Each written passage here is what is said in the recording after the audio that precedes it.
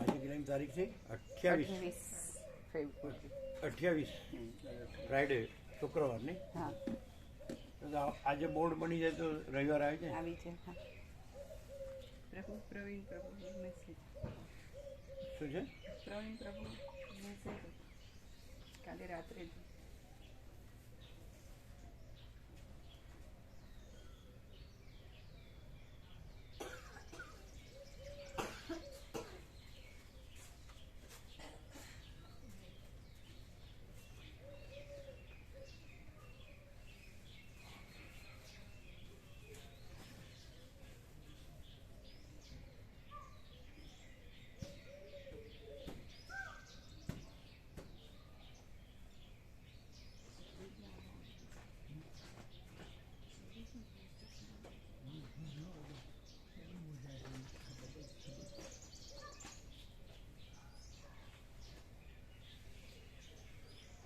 એટલે જ્યાં ત્યાં બોમ્બે કરે છે બરાબર છે એમ? હા, એવું. હા, હા, એવું કીધું. આ ફોટા એને મોકલે? હા, હા, ત્યાં પડેલા. હા.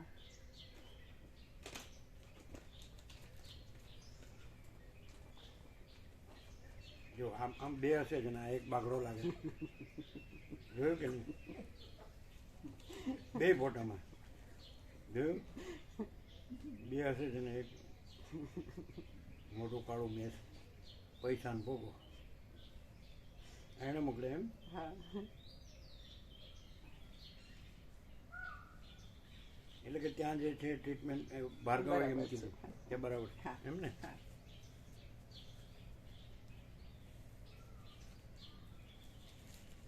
એ સુમાપ્રભુ સાથે ગયા હશે. હા, ગયા.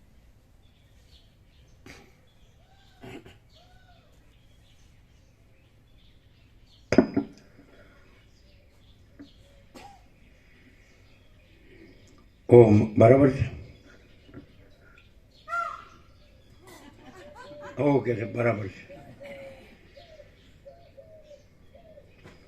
પરમ ચિદાકાશ, પરમ જ્યોતિ, અખંડ જ્યોતિ, અનંત, પૂર્ણ, પરમ ચિદાકાશ, પરમ શાંતિ, સ્વયં સિદ્ધ, स्वयं प्रकाश, स्वयं पूर्ण, स्वस्वरूप, यही सब कुछ है, इसके सिवा कुछ नहीं है. शून्यभास, अनंत कोटि, महाकल्पो है ही नहीं. वशिष्ठ राम, निर्वाण उत्तरार्ध, રાઉન્ડ 38મો રાઉન્ડ. એટલે ઘડિયાળ બરાબર છે, 7:11. આ ટાઈમ બરાબર છે? બરાબર છે. બાકી તો બધું બરાબર જ છે. ટેમ્પરેચર 21 બરાબર. કૃષ્ણ મહાલાદક સર્વે સંતો નિરામયા.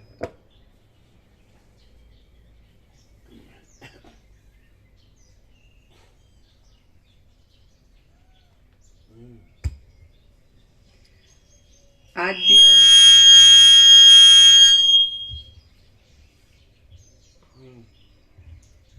આદ્ય પરબ્રહ્મ સદગુરુ દેવ કી જય. ઓમ શ્રી પરમાત્મને નમઃ. સદગ્રંથોમાં શિરોમણી શ્રી યોગ વાસિષ્ઠ મહારામાયણ નિર્વાણ પ્રકરણ ઉત્તરાર્ધ, પેજ નંબર 1193. સર્ગ 19મો. સમષ્ટિ વ્યષ્ટિ દેહની કલ્પના અને ભોગોનું વર્ણન. આ 19મા સર્ગમાં જીવનું સ્વરૂપ, તેનું તત્વ, સમષ્ટિ દેહ અને વ્યષ્ટિ દેહની કલ્પના તથા સ્થાન, ઇન્દ્રિયો આદિ ભેદથી ભોગ એ સર્વનું વર્ણન આવશે. રામ બોલ્યા, હે વસિષ્ઠ મુનિ, જીવનું જે કંઈ સ્વરૂપ છે, જે રીતે તે સ્થૂલ શરીર આદિ આકૃતિને ગ્રહણ કરે છે, જે રીતે તે પરમાત્માના સ્વરૂપને પ્રાપ્ત થાય છે અને જે રીતે તે બહારના વ્યવહાર કરે છે, તે આપ મને કહો. વસિષ્ઠ બોલ્યા, બ્રહ્મ અનંત ચિદાકાશ રૂપે જ છે.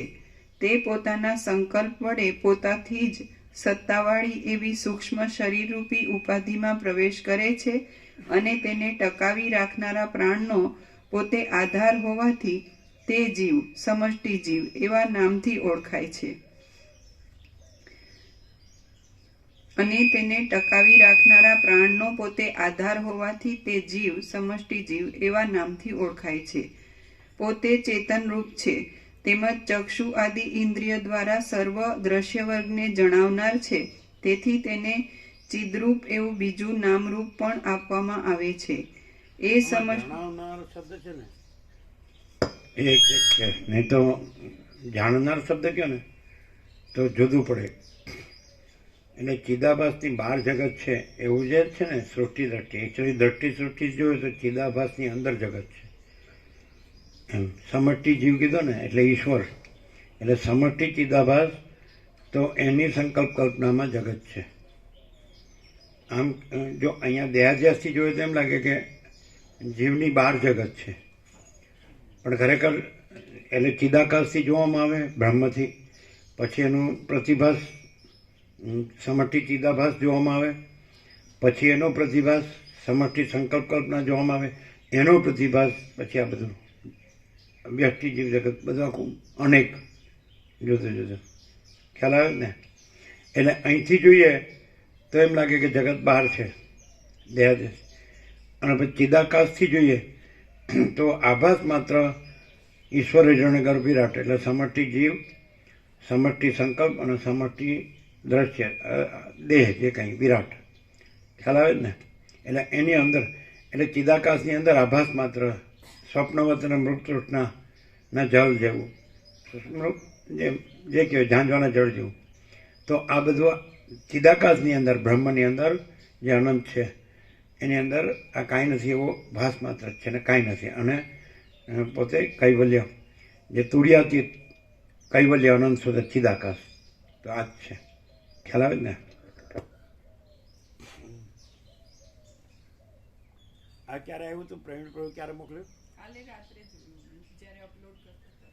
સાંજે આવ્યું હશે, આપણે તત્વબોધ ચાલુ હતું ત્યારે, પણ અમે જોયું ત્યારે અપલોડ કરતા હતા ત્યારે તે પ્રભુ એટલે એને મોકલ્યું તત્વબોધ ચાલુ હતો ત્યારે. બરાબર. ભાર્ગવ એકદમ બ્રિલિયન્ટ છે. 7:40 મોકલ્યું. હો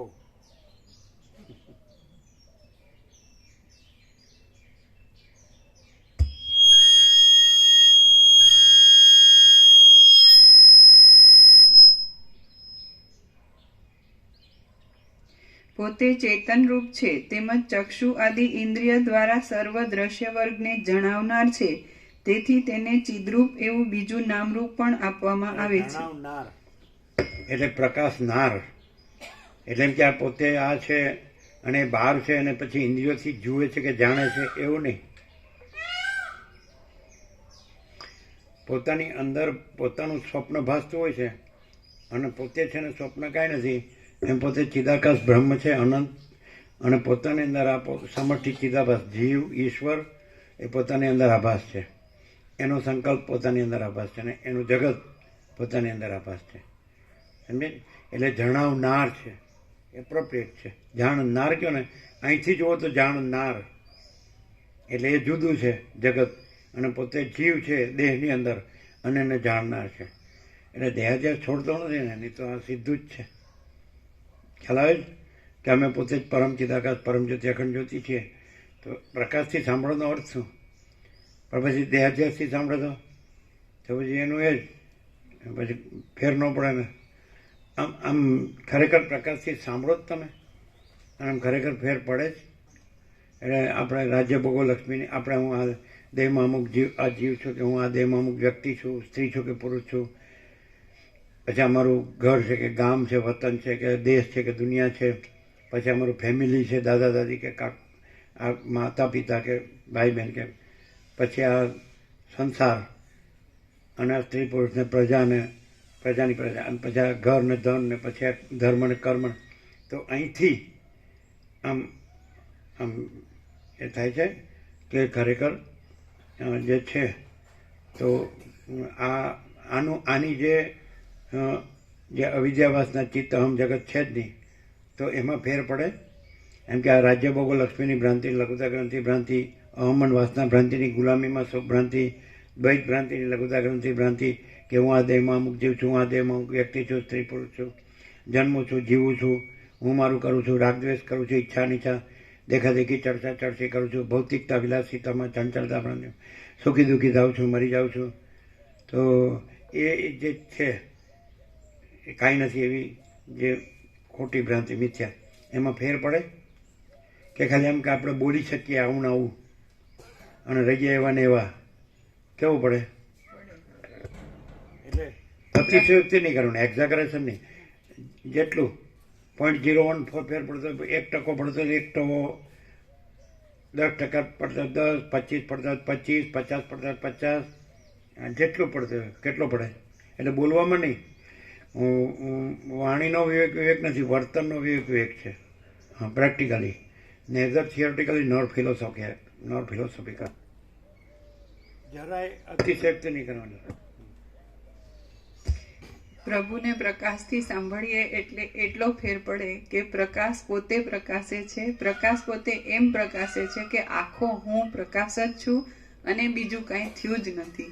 એટલે અમે જે માનતા હોઈએ કે આ હું અને આ જગત ને એમાં અમે કંઈ પણ સારા ખોટા કોઈ પણ વ્યવહાર કરતા હોઈએ તો એ પ્રભુના પ્રકાશમાં એ નથી. અને પ્રભુ સર્વત્ર સદા હાજરા હજુર છે એટલે એમાં એવી કોઈ કચરાપટ્ટી નથી, એની પૂર્ણતા રહે. એટલે એનો અર્થ એમ થાય કે ચિદાકાશ બ્રહ્મ છે એ જ પૂર્ણ છે અને અમે જે છીએ એ છીએ. ના, એમાં એવી કોઈ કચરા, આ હું જગત અમારું કંઈ પણ, તો એવું કંઈ ભ્રાંતિ. એટલે એમ નહીં, ચિદાકાશ બ્રહ્મમાં નથી, અનંતમાં નથી, પણ એ તો તમે એની વાત કરો છો. એમાં આ હું સત્ય, એટલે જ્યાં ભ્રાંતિ જે હોય, હું ને જગત જે ભ્રાંતિ હોય ત્યાં કેવું થાય? હા, એ ભ્રાંતિનો જે આગ્રહ હોય ને એ છૂટી જાય કે હું છું એવી કોઈ ભ્રાંતિ, તો એ આગ્રહ છૂટી જાય. એટલે એમનેમ રહેવા દેવાનું, આગ્રહ નહીં રાખવાનો. એવું નહીં, હું છું એવી. આપણને આવડતું નથી બોલતા. શું જીતુપ્રભુ? જીતુપ્રભુ કે હું જીતુપ્રભુ રહું.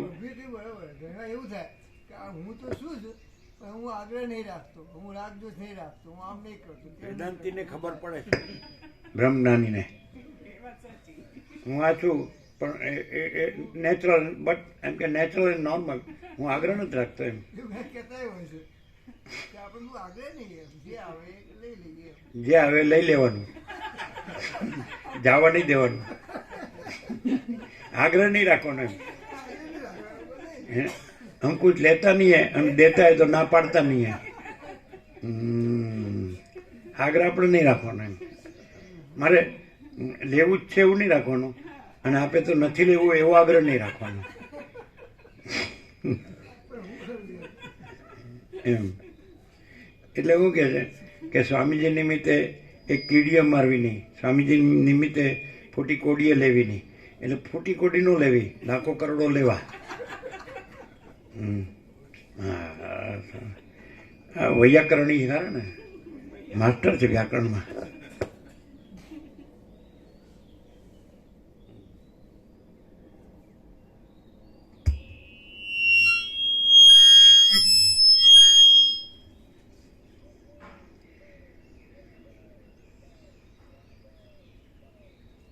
એ સમષ્ટિ જીવનું વાસ્તવ સ્વરૂપ જોઈએ તો તે પરમાણુ રૂપ. એમ કે ચરી હોય તેમ કે જે બનાવ્યું હોય ભાવતું હોય.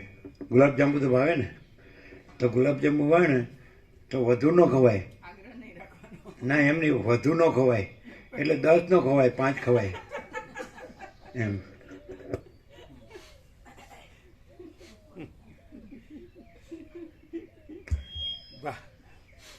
ભાષાને શું વળગે ભૂર, રણમાં જે જીત્યો તે સુર.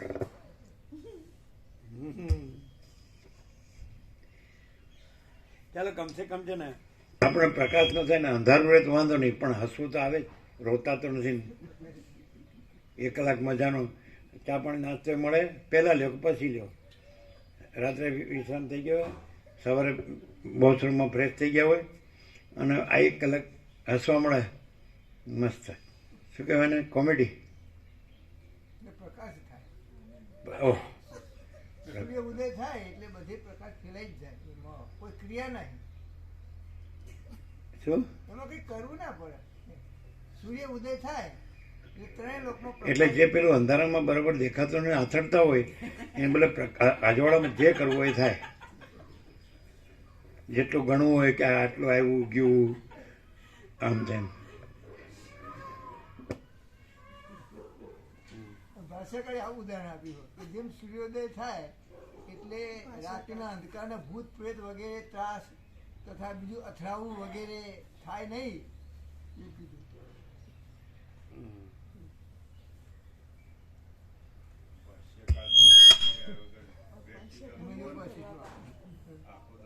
એટલે આ તો કહ્યું ને. શું કીધું ગોપ્રો બોલે કઈ? શાસ્ત્રોમાં પ્રભુ કીધું હોમ કીધું ને તેમ કીધું એ જ કરે પણ પ્રેક્ટિકલ દર્શન કરો ને તો ખબર પડે. આખો દાડો શાસ્ત્રનું વાતોમાં શાસ્ત્રોમાં ઓમ કીધું ને તેમ કીધું પણ હોય તો હું દેખાતું જ નહીં.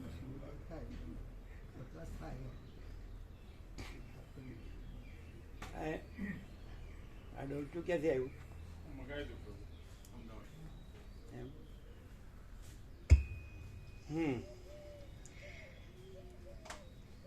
એ સમષ્ટિ જીવનું વાસ્તવ સ્વરૂપ જોઈએ તો તે પરમાણુ રૂપ પણ નથી, સ્થૂળ રૂપ પણ નથી અને સાવ શૂન્ય એવા આકાશ રૂપ પણ નથી. વળી તે આકાશની અંદર રહેલા કોઈ પણ પદાર્થ રૂપ નથી. એ તો કેવળ ચૈતન્ય માત્ર જ છે, પોતાના અનુભવ રૂપ છે અને સર્વત્ર વ્યાપેલું છે. અને ઈશ્વર છે એ અનંત ચિદાકાશ બ્રહ્મ જ છે. અહીંયા ચિદાભાસ કીધો સમષ્ટિ મોટો જીવ કલ્પના ઈશ્વર, તો એ પોતે જ ચૈતન્ય એટલે પોતે જ ચિદાકાશ બ્રહ્મ છે. આપણે કાલે કીધું એ કે આ માયા છે એ ઈશ્વરની નથી, પણ આ કાંઈ નથી એવો જે આ વ્યક્તિ જીવ કલ્પના છે ને એની છે. માયા ભોગવાસના ભ્રાંતિ મોહ એમ કીધું કાલે. માયા ઈશ્વરની નથી, ઈશ્વર અહીંયા ચૈતન્ય કીધું એટલે અનંત ચિદાકાશ બ્રહ્મ કીધું. એ બધા અનુભવ રૂપ છે, ચૈતન્ય રૂપ છે અને એમાં આ બધું કાંઈ છે જ નહીં.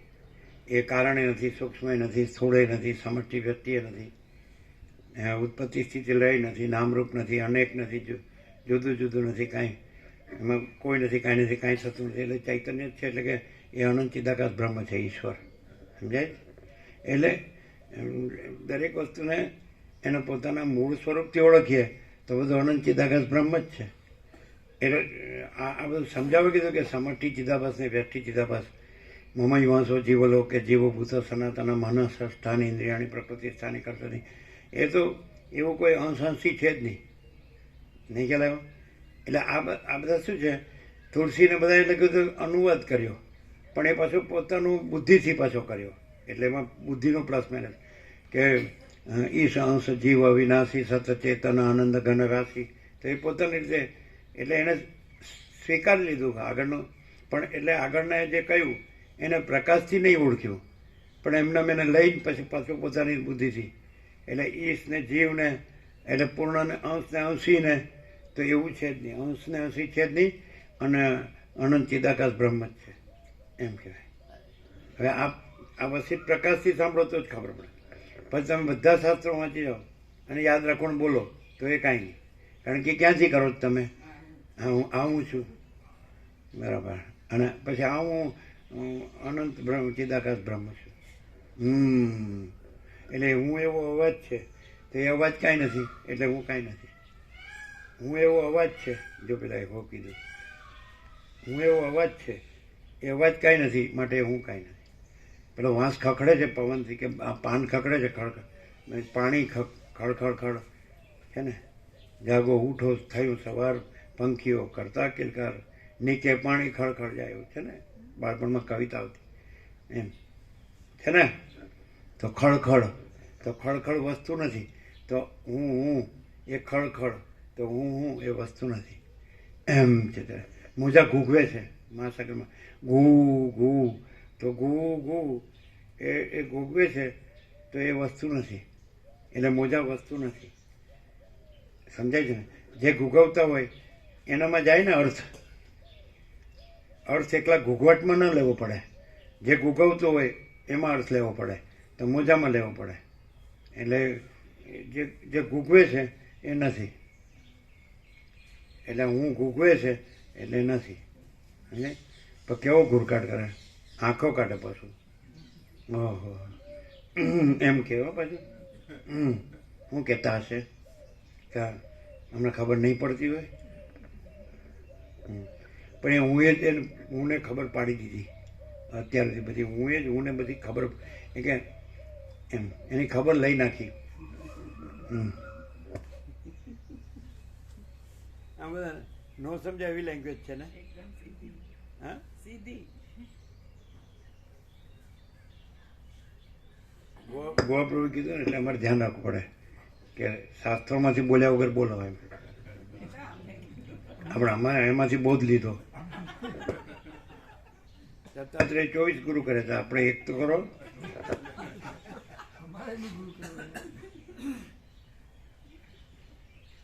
બોલો અહીં શાસ્ત્રમાંથી બોલાય છે? શાસ્ત્ર બાપરું ક્યાંય પડ્યું રહે? પેલા રામકૃષ્ણ પરમહંસ કે એ અવસ્થામાંથી 100 હાથ નીચે આવું ત્યારે ઓમ બોલી શકું. તો તમને એમ જ લાગતું હશે કે આ બોલે છે એટલે જ નીચે હશે. એટલે હોય તો ન બોલી શકે, પણ એ ઉપર નીચે છે જ નહીં. શું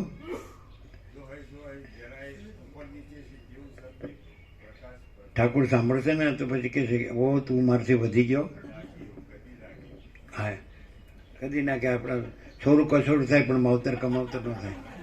ઓ તારી હા બેટા, હા બધી ચાલાકી. સારું ચાલો. શું ઠાકુર કે અમારો આત્મા જ પ્રકાશે છે.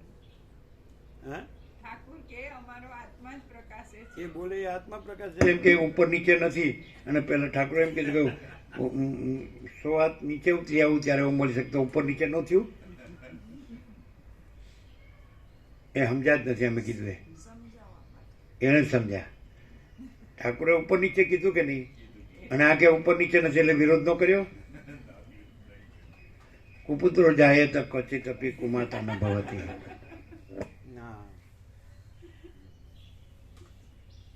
ગતિસ્ત્વમ ત્વમેકા ભવાનો. ઠાકોરને ભવાનો જ કહેવાય.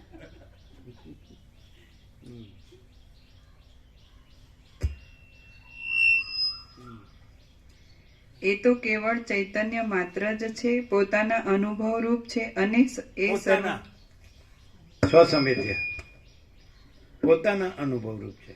બીજું તો કોઈ છે નહીં. જે છે તો એ પોતાના અનુભવ રૂપ છે. સૂર્ય પોતાના અનુભવ રૂપ છે, આકાશ પોતાના અનુભવ રૂપ છે, મહાસાગર પોતાના અનુભવ રૂપ છે.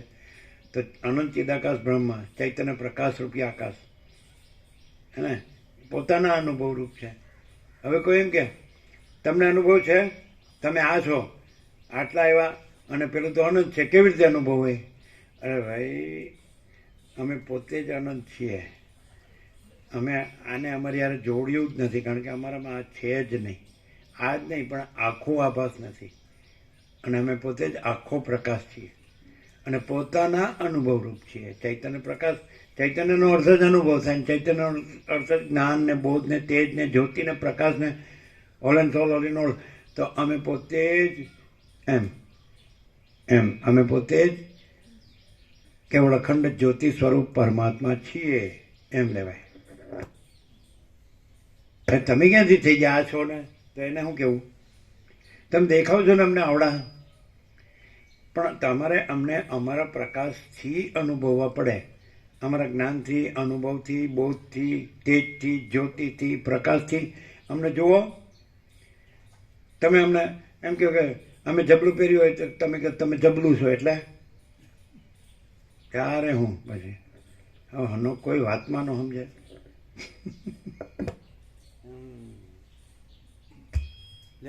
રમણ ડોલાયું આપણે ખબર ન પડે હા કે ના એમ. શું શું એટલું ક્લિયર કટ હોય પ્રકાશમાં, એમાં કશું આપતું જ નહીં બોલવાનું. એટલે પોતે કઈ ન શકે એટલે કે બોલવાનું આવતું નથી. અમે તો કહીએ છીએ આવતું નથી. હું કેટલું ક્લિયર કરશે પ્રકાશ પ્રભુ, એમાં બધું કશું એ રજ જેટલું એ નથી. અને એના માટે એને ઓળખો જ તમારા ગામનો જમાઈ ઓળખો જ ને? અંબાલાલ પ્રજાપતિ જમાઈ અમારા ગામના જ હોય. આ છે ખરણાના. એ ખૈરાના પણ અમારા ઇન્દ્રપુરામાં પડેલા ને. ઇન્દ્રપુરામાં પરણેલા. પણ હા પરણેલા. હા શું પ્રકાશ એ તો સંપૂર્ણ પ્રભુ છે એટલે એમાં કશું આવતું જતું નથી. ભાઈ અમે આ સામાન્ય માણસ છીએ, બરોબર? પ્રભુ એમાં તમને કઈ તકલીફ પડે? સામાન્ય માણસ પ્રકાશને સામાન્ય માણસ હે? તરીકે જોવું. ભાઈ કઈ કોઈનું કઈ લીધું દીધું ત્યારે હું હેણો વળગો છો?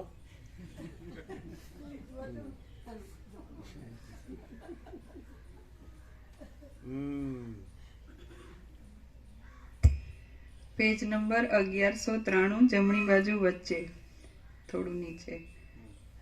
એ તો કેવળ ચૈતન્ય માત્ર જ છે, પોતાના અનુભવરૂપ છે અને સર્વત્ર વ્યાપેલું છે. આને સમષ્ટિ જીવ કહેવામાં આવે છે. અતિ અણુ પદાર્થના કરતાં પણ તે અતિ અણુ છે અને અતિ સ્થૂલ પદાર્થના કરતાં પણ તે અતિ સ્થૂલ છે. ખરી રીતે તે દ્રશ્ય વર્ગમાં કશારૂપ નથી, છતાં સર્વરૂપે થઈ રહેલ છે. તત્વજ્ઞ પુરુષો તેને સમષ્ટિ જીવ રૂપે સમજે છે. એ સમષ્ટિ જીવ જે પદાર્થનું જાતિ, ગુણ, આકૃતિ આદિ જે કંઈ અસાધારણ રૂપ છે તે રૂપે તે પદાર્થની અંદર રહેલ છે. વારંવાર તેનો તે પદાર્થ જોવામાં આવતા છતાં તેની તે જ આકૃતિ આદિનું ભાન પ્રતીતિ થવાથી કેમ જાણે પોતે તે રૂપે જ થઈ ગયેલ હોય તેવી રીતે તે ભાસે છે એમ તમે સમજો. હે રામચંદ્રજી, એ સમષ્ટિ જીવ પોતાના સત્ય સંકલ્પપણાને લીધે જ્યાં જેવી કલ્પના કરે છે ત્યાં તેવી જ રીતે થઈ જાય છે અને સર્વના અનુભવમાં આવે છે. જેમ પવનમાં ચલન શક્તિ રહેલી છે તેમ સમષ્ટિ જીવમાં આ વિચિત્ર ચેતનાત્મક સૃષ્ટિ રહેલી છે. એ સૃષ્ટિ માત્ર પોતાના અનુભવથી જ સિદ્ધ અને સ્વાભાવિક છે. હવે બાળકને હાવની બીક બતાવતા તેને તે વાતોના સંસ્કાર લાગી જાય છે, પરંતુ સમષ્ટિ જીવની આ કથા તેવી ઉપદેશ સાધ્ય નથી, તે તો સ્વયં સિદ્ધ છે. આથી અમે તેનો ઉપદેશ કરતા નથી. પવન ચલન શક્તિથી રહિત થઈ જાય તો તે પોતે પોતાના શુદ્ધ સ્વરૂપમાં જ રહે છે અને ચલન શક્તિ તેના સ્વરૂપમાં કલ્પાયેલી છે એમ સમજાય છે. તે જ પ્રમાણે જીવ પણ બહારના અને અંદરના પદાર્થો સંબંધી સંકલ્પ માત્રથી રહિત થઈ જાય છે તો તે પોતે પોતાના શુદ્ધ સ્વરૂપમાં રહી બ્રહ્મભાવરૂપી પરમ ગતિને પ્રાપ્ત થાય છે અને જીવભાવ તો તેમાં કલ્પાયેલો જ છે એમ સમજાય છે. પરમ ગતિ. તે જ પ્રમાણે જીવ પણ બહારના અને અંદરના પદાર્થો સંબંધી સંકલ્પ માત્રથી રહિત થઈ જાય છે તો તે પોતે પોતાના શુદ્ધ સ્વરૂપમાં રહી બ્રહ્મભાવરૂપી પરમ ગતિને પ્રાપ્ત થાય છે અને જીવભાવ તો તેમાં કલ્પાયેલો જ છે એમ સમજાય છે. સમષ્ટિ જીવ બ્રહ્મ તત્વમાં એક રસ રૂપે રહેલ છે. તે પોતાના સમષ્ટિ અહંકારને કલ્પી લે છે અને પોતાના સર્વશક્તિમાનપણાથી દેશ, કાળ, ક્રિયા તથા દ્રવ્ય સંબંધી વિવિધ પ્રકારની શક્તિઓ પ્રકટ કરે છે. આ રીતે તે સર્વજ્ઞ અને સર્વશક્તિમાન એવા રુદ્ર નામથી ઓળખાય છે. પછી એ સમષ્ટિ જીવ દેશ, કાળ, ક્રિયા અને દ્રવ્યોના સૂક્ષ્મ સંસ્કાર રૂપે કંઈક પ્રકટ થવાથી પ્રતીતિમાં આવેલા સ્થૂલપણાથી સારી રીતે પ્રકટ ન થયાથી અસ્ફુટપણે રહેલા અસત્ય છતાં સત્યની પેઠે ઘણા વિસ્તારવાળી અને ખરી રીતે પરબ્રહ્મ સ્વરૂપવાળા છતાં મિથ્યા આકારને ધારણ કરી રહેલા સમષ્ટિ ચિત્તને પોતાની અંદર કલ્પી લે છે. તે વિષ્ણુ નામથી કહેવાય છે. પછી એ સમષ્ટિ ચિત્ત વડે મનરૂપી સમષ્ટિના અભિમાની દેવ ચંદ્રમાની અંદર પોતાના સાક્ષી સ્વરૂપને અમૃત કળા રૂપે રહેલ દેખે છે. અર્થાત મનરૂપી સમષ્ટિનું અભિમાનીપણું ધારણ કરે છે અને જેમ સ્વપ્નમાં કોઈ મનુષ્ય પોતાના મરણનો મિથ્યા રીતે અનુભવ કરે છે તેમ તે પોતાની અંદર મિથ્યા રૂપે તેને અનુભવે છે. સ્વપ્નની અંદર કોઈ મનુષ્ય પોતે સિંહ આદિ રૂપે બની જઈ પોતાના હાથ પગ આદિ અવયવોને કેમ જાણે બીજી તરેના થઈ ગયેલા હોય તેમ માને છે. તે જ પ્રમાણે સર્વના મૂળ રૂપ એ પરમ તત્વ પણ પોતાના સ્વરૂપને સમષ્ટિ ચિત્ત રૂપે સમજે છે. પછી તેને મનરૂપી સમષ્ટિમાં અભિમાન થાય છે, એટલે તે પોતાનું ચેતન સત્તારૂપ એવું ખરું સ્વરૂપ ભૂલી જાય છે અને પોતાનામાં વિરાટ રૂપ સ્થૂલ ભાવની કલ્પના કરી લઈ તે રૂપ જ પોતે બની જાય છે. આ વિરાટ મનરૂપી સમષ્ટિના અભિમાની દેવ ચંદ્રમા વડે સ્થૂલ ભાવવાળું કલ્પાયેલ છે. આમ પંચીકરણથી વિરાટ રૂપ થઈ જઈ તે પોતાનામાં સ્થૂલ ભાવની ભાવના વડે વિસ્તાર પામે છે. હવે પોતાનો આત્મા કે જે મનના સમષ્ટિ રૂપ છે અને જે ચંદ્ર દેવતા વડે નિયમિત હોવાથી ચંદ્રરૂપ પણ કહેવાય છે, તે કેમ જાણે ચંદ્રબિંબ પ્રવાહી થઈ ગયું હોય તેમ દેખે છે. અર્થાત તે બુદ્ધિ સમષ્ટિનું અભિમાન ધારણ કરી લે છે અને તેને બ્રહ્મા કહેવામાં આવે છે. આમ તે વિરાટ દેહના ભોગને માટે તેને આત્મા મનરૂપી સમષ્ટિના અભિમાની ચંદ્રબિંબ રૂપ થઈ રહેલ છે અને તેની અંદર સૂર્ય, દિશા, જળ, વાયુ અને પૃથ્વી એ પાંચે ઇન્દ્રિયો રૂપી અવયવોને કાકતાલીયની પેઠે ભિન્ન ભિન્ન રૂપે ઉદય પામેલા તે અનુભવે છે. 5 ઇન્દ્રિયોના જુદા જુદા 5 અવયવો તેના અનુભવમાં આવ્યા પછી તે તેના જુદા જુદા સ્થાન રૂપે થઈ રહેલા ભોગના દ્વારોને અનુભવે છે. એ સૂર્ય આદિ 5 અવયવો વાળો વિરાટ પુરુષ 5 સૂર્ય આદિ ઇન્દ્રિયોના સ્થાનરૂપ અવયવો વડે 5 વિષયોનો અનુભવ કરતા વિશેષતાએ રાજે છે, શોભે છે. એ વિરાટ પુરુષ મનના અનંત વિકલ્પોને લીધે અનંત આકારવાળો થઈને રહે છે. તેના એ કાર્યો મિથ્યા છે, તેથી પોતાના કારણમાં જ તે અસ્ફુટપણે રહેલો છે. વસ્તુતઃ અધિષ્ઠાન સત્તા સિવાય તેનું બીજું અધિષ્ઠાન નથી, તેથી તે નિર્વિકાર છે. પરમાત્માથી એ વિરાટ મનોમય રૂપે ઉદય પામેલ છે. વસ્તુતઃ તે આકાશના જેવો સ્વચ્છ, નિર્વિકાર, શાંત, નિત્ય, આનંદરૂપ અને પ્રકાશમય છે. તે પોતે 5 ભૂતવાળો નથી, છતાં કેમ જાણે પંચભૂત રૂપે થઈ રહેલ હોય તેમ જણાય છે. અર્થાત તે મનોમય હોય છતાં પણ સ્વતઃ સિદ્ધ જ્ઞાન, ઐશ્વર્ય અને સર્વશક્તિમાનપણું વગેરેથી સંપન્ન છે. તેથી તે જીવભાવ, ઈશ્વરભાવ આદિને કેમ જાણે પ્રાપ્ત થઈ ગયેલ હોય તેવી રીતે દેખાય છે. એ વિરાટ રૂપ પરમેશ્વર સર્વ પુરુષોની સમષ્ટિ રૂપે એક જ પુરુષ છે. એ પોતે પોતાની જ મેળે ઉદય પામે છે, પોતાની મેળે જ લય પામી જાય છે, પોતાની મેળે જ સર્વત્ર પ્રસરી રહે છે અને પોતાની મેળે જ પાછો સંકોચને પ્રાપ્ત થાય છે. એ વિરાટ પુરુષ પોતાના સંકલ્પ વડે ઉત્પન્ન કરેલ અનેક કલ્પો વડે કે એક ક્ષણ માત્રમાં જ પોતાની ઈચ્છાથી વારંવાર ઉદય પામે છે. આમ વારંવાર ઉદય પામ્યા પછી તે અનેક કલ્પો વડે કે ક્ષણ માત્રમાં જ પોતાની ઈચ્છાનુસાર લય પણ પામી જાય છે. મનોમય રૂપને ધારણ કરનાર એ વિરાટ સર્વના ઉપાદાન કારણરૂપ ઈશ્વરનો એક જાતનો સ્થૂલ દેહ છે. વ્યષ્ટિ ભાવે રહેલા સર્વ જીવોનું લિંગ શરીર રૂપે જે પુર્યષ્ટક કહેવાય છે તથા જેના વડે પરલોકમાં જવાય છે, તે રૂપ પણ તે થઈ રહેલ છે. તે કીડી આદિ સૂક્ષ્મ દેહમાં સૂક્ષ્મ રૂપે રહેલ છે અને હાથી આદિ સ્થૂલ દેહમાં સ્થૂલ રૂપે થઈ રહેલ છે. જોકે તે સ્ફુટ રીતે જોવામાં આવે છે, છતાં તે ખરી રીતે ચિદાકાશ રૂપ જ છે, અવ્યક્ત છે અને અનંત છે. તે સર્વની બહાર અને અંદર સર્વ ઠેકાણે રહેલ છે. પારમાર્થિક દ્રષ્ટિએ જોઈએ તો તે કશારૂપ નથી અને વ્યવહારિક દ્રષ્ટિએ જોતા તે કંઈક મર્યાદિત રૂપે દેખાય છે.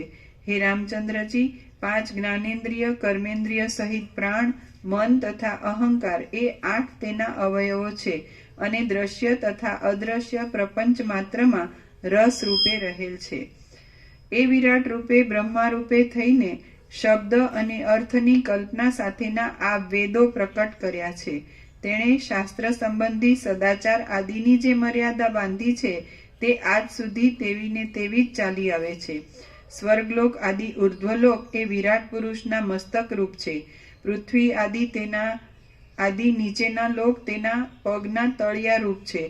એ બંનેની વચમાં રહેલ આકાશ પોલાણ એ વિરાટના જઠર રૂપ છે અને આ બ્રહ્માંડ રૂપ મંડપ તેનું શરીર છે. બીજા અનંત લોકો તેના પડખાના અવયવ રૂપ છે. જળ તેના રુધિર રૂપ છે, પર્વતો તેની માંસપેશી રૂપ છે, નદીઓ તેની નિરંતર વહેનારી નાડીઓ રૂપ છે અને સમુદ્રો એ વિરાટ પુરુષના રુધિરને ધારણ કરનારી પેશીઓ રૂપ છે. દ્વીપો એ તેના આંતરડાના ગૂંચળા રૂપ છે. અતિ વિસ્તારવાળી દિશાઓ તેના બાહુરૂપ છે અને તારાઓ તેના રૂંવાટાના સમૂહ રૂપ છે. આવહ પ્રવહ આદિ 49 વાયુઓ એ વિરાટના પ્રાણવાયુઓ રૂપ છે.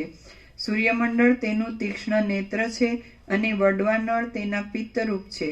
ચંદ્રમંડળ એ વિરાટના જીવ રૂપ છે, વીર્ય રૂપ છે, ચરબી રૂપ છે, બળ રૂપ છે અને સંકલ્પના મોટા કેશ જેવા મન રૂપ છે. પરમ મોક્ષ રૂપ પરબ્રહ્મ એ વિરાટના ખરા સાર રૂપ પરમ તત્વ છે.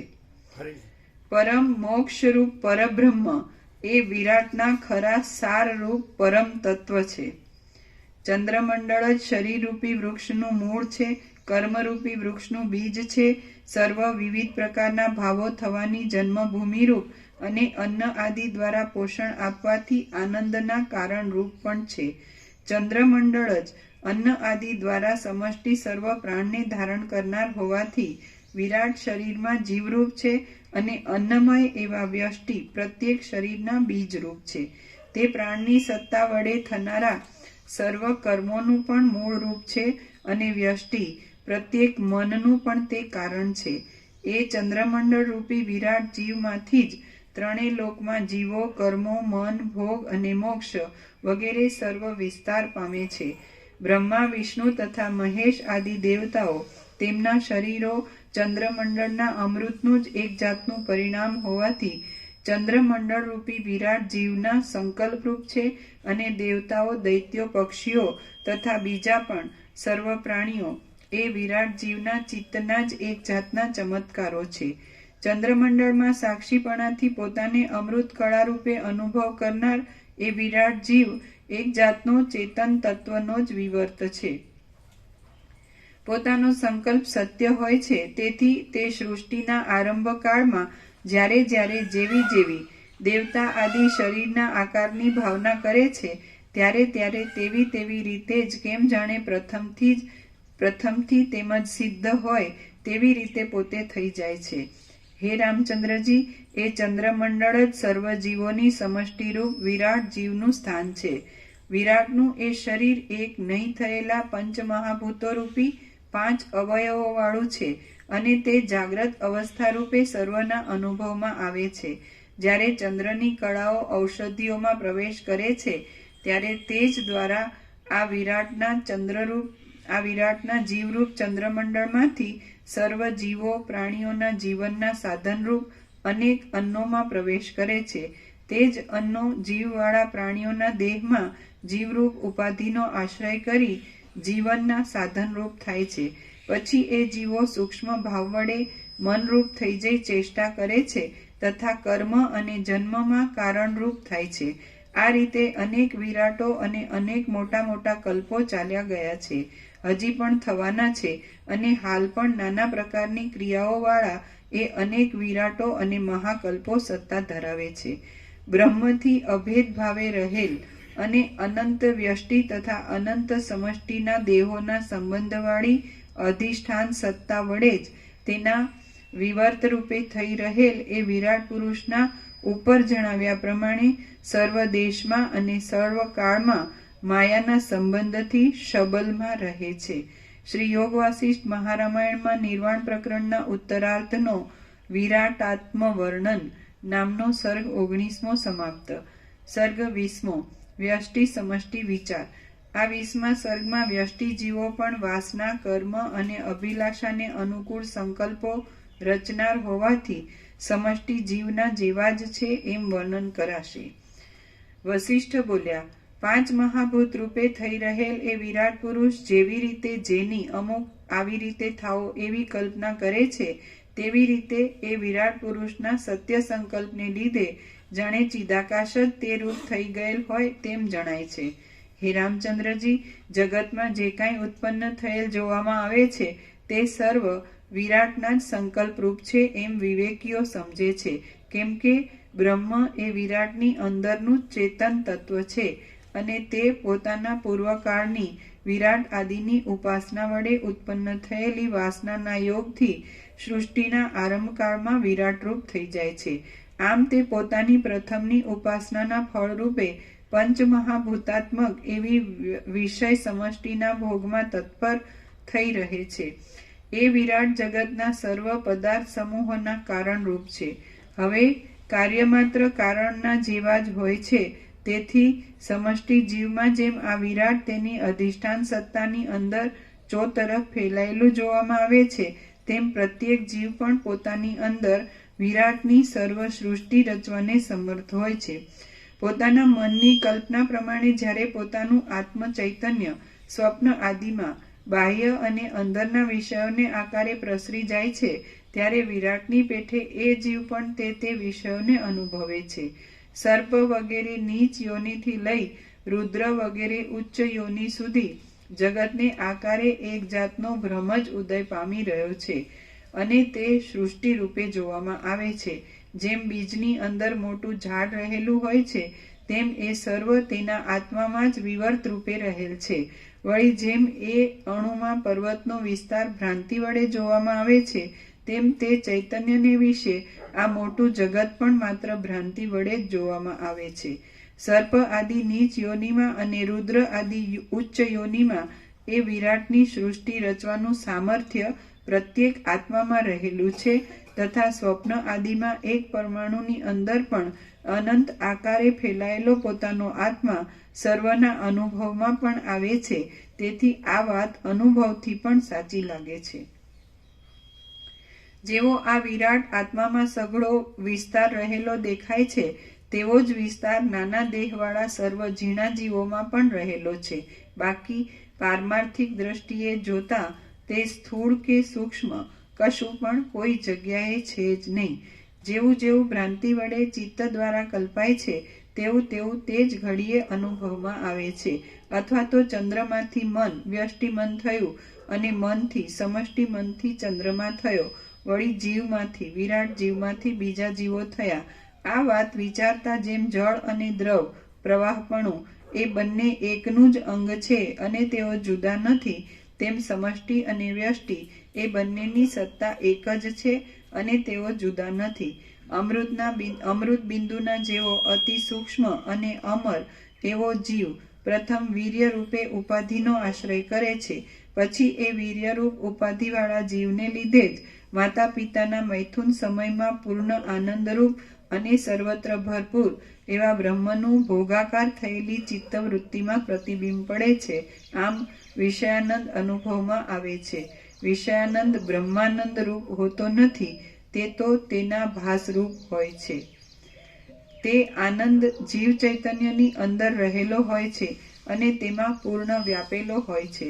વીર્યના સ્વભાવરૂપ થઈ રહેલો આત્મા તેનો અનુભવ કરે છે. આમ આત્મા સર્વથી અતિ પ્રિય અને આનંદરૂપ એવા પોતાના સ્વરૂપને વીર્યરૂપ સમજીને વીર્યરૂપ થઈ જાય છે. તેમજ એવી આકૃતિને ધારણ કરે છે.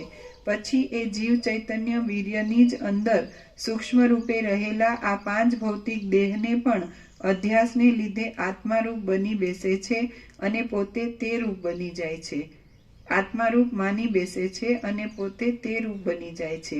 આમાં અધ્યાસ કે ભ્રાંતિ વિના બીજું કાંઈ કારણ કે કાર્ય છે નહીં. ઉપાધિના યોગથી તેવે રૂપે દેખાતા જીવ ચૈતન્યનો દેહાદિક રૂપે થઈ જવું એવી જાતનો સ્વભાવ જ છે. એ વાત પણ અહીં બરાબર બંધ બેસતી થતી નથી, કેમ કે જીવ ચૈતન્ય પોતે ખરી રીતે શુદ્ધ અને અદ્વિતીય છે. તેથી તેનો એવો બીજો કોઈ અભાવરૂપ વિરોધી સ્વભાવ સંભવતો નથી અને જેનાથી તેનું જુદાપણું બતાવવાને સ્વભાવરૂપ ધર્મની યોજના કરવી પડે છે. હવે દરેક વસ્તુનો સ્વભાવ બીજા પદાર્થોથી પોતાના અધિષ્ઠાનનું જુદાપણું બતાવનાર હોય તો અહીં તો પોતાના આત્મ સ્વરૂપથી બીજું કાંઈ જુદું જ નથી. એટલે ખરી રીતે સ્વભાવ એ શબ્દ જ અહીં વાપરી શકાતો નથી. જીવ ચૈતન્ય ઉપાધિને યોગે જીવભાવને પ્રાપ્ત થયેલ છે અને તે પણ પોતાના જીવને લીધે પોતે પોતાના સ્વરૂપને જ જીવરૂપ થઈ રહેલ દેખે છે. બાકી અંદર કે બહાર કોઈ જગ્યાએ જીવભાવ આત્માથી જુદી સત્તાવાળો દેખાતો જ નથી. હવે પવન વાય છે આ વાક્યમાં પવન પોતે જ વહેવાની ક્રિયારૂપ છે અને વહેવાની ક્રિયા કાંઈ પવનથી જુદી સત્તાવાળી દેખાતી નથી. છતાં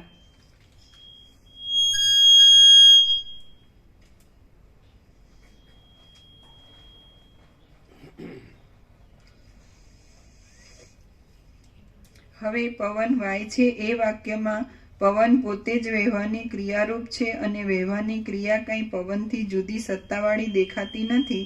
છતાં વહેવું એ ક્રિયા અને પવન એ વસ્તુ એ પ્રમાણે વિકલ્પે કલ્પના કરી પવન વાય છે એમ કહેવામાં આવે છે. તે પ્રમાણે જીવ અને જીવપણું એ બંને વિકલ્પવાળી બુદ્ધિ વડે જ ભિન્ન કલ્પાયેલ છે, બાકી ખરી રીતે ભિન્ન નથી. જીવ પોતે વાસ્તવિક રીતે બ્રહ્મરૂપ જ છે. તે જાણે હિમ વડે વીંટાયેલો હોય તેમ અનિર્વચનીય અજ્ઞાન વડે વીંટાયેલો છે. તે દ્રશ્ય વસ્તુમાં વાસના વડે બંધાઈ રહ્યો છે અને પ્રાણ ઇન્દ્રિય આદિ જળ વર્ગમાં અધ્યાસ વડે પોતાપણું માની બેઠો છે.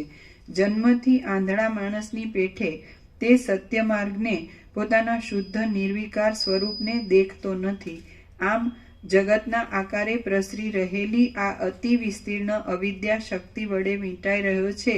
તે અદ્વિતીય એક બ્રહ્મરૂપ એવા પોતાના સ્વરૂપમાં દ્રષ્ટા અને દ્રશ્ય એવા ભેદની કલ્પના કરીને તેમાં અભિમાની થાય છે.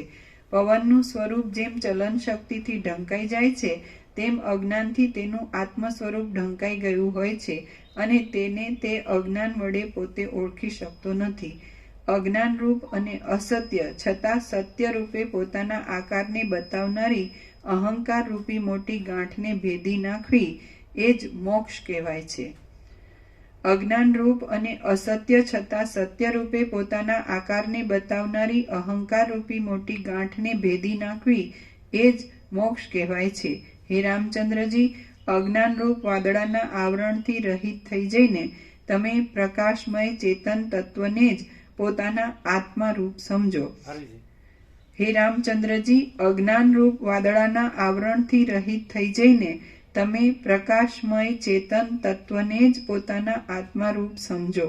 દેહ આદિના આકારે પરિચ્છિન્ન થઈ રહેલી અહંકાર રૂપી ઉપાધિને તમે આત્મા રૂપ સમજશો નહીં. દ્રશ્ય વર્ગ, અદ્રશ્ય વર્ગ અને તે બંનેના હેતુરૂપ મૂળ અજ્ઞાન તે સર્વનો તમે જ્ઞાન વડે નાશ કરજો અને અનિર્વચનીય એક આનંદ ઘન ચિદ્રૂપે જ સદાકાળ ચોતરફ પૂર્ણપણે ઉદય પામજો. શ્રી યોગ વાસિષ્ઠ મહારામાયણમાં નિર્વાણ પ્રકરણના ઉત્તરાર્ધનો વ્યષ્ટિ સમષ્ટિ વિચાર નામનો સર્ગ 20મો સમાપ્ત. સર્ગ 21મો. આ લોકોને 17 આપો. ધનજી પ્રભુને, સામિત્રી વાળા પ્રભુને કાલે નવું સુધારેલું આખું લિસ્ટ આવ્યું છે. સર્ગ મામા પ્રભુનું 17 આપે ચાલે ને? બધા આવી ગયા ને? જો એમ લેવાના પછી. અને કાલે 10મું આપ્યું છે બોર્ડ, એટલે આજે કોમ્પ્યુટરમાં લેશે ક્લીન કરીને. આજે થઈ જશે ને? શુક્રવાર છે. 17 આપો. શુક્રવાર છે એટલે થઈ જશે ને આજે?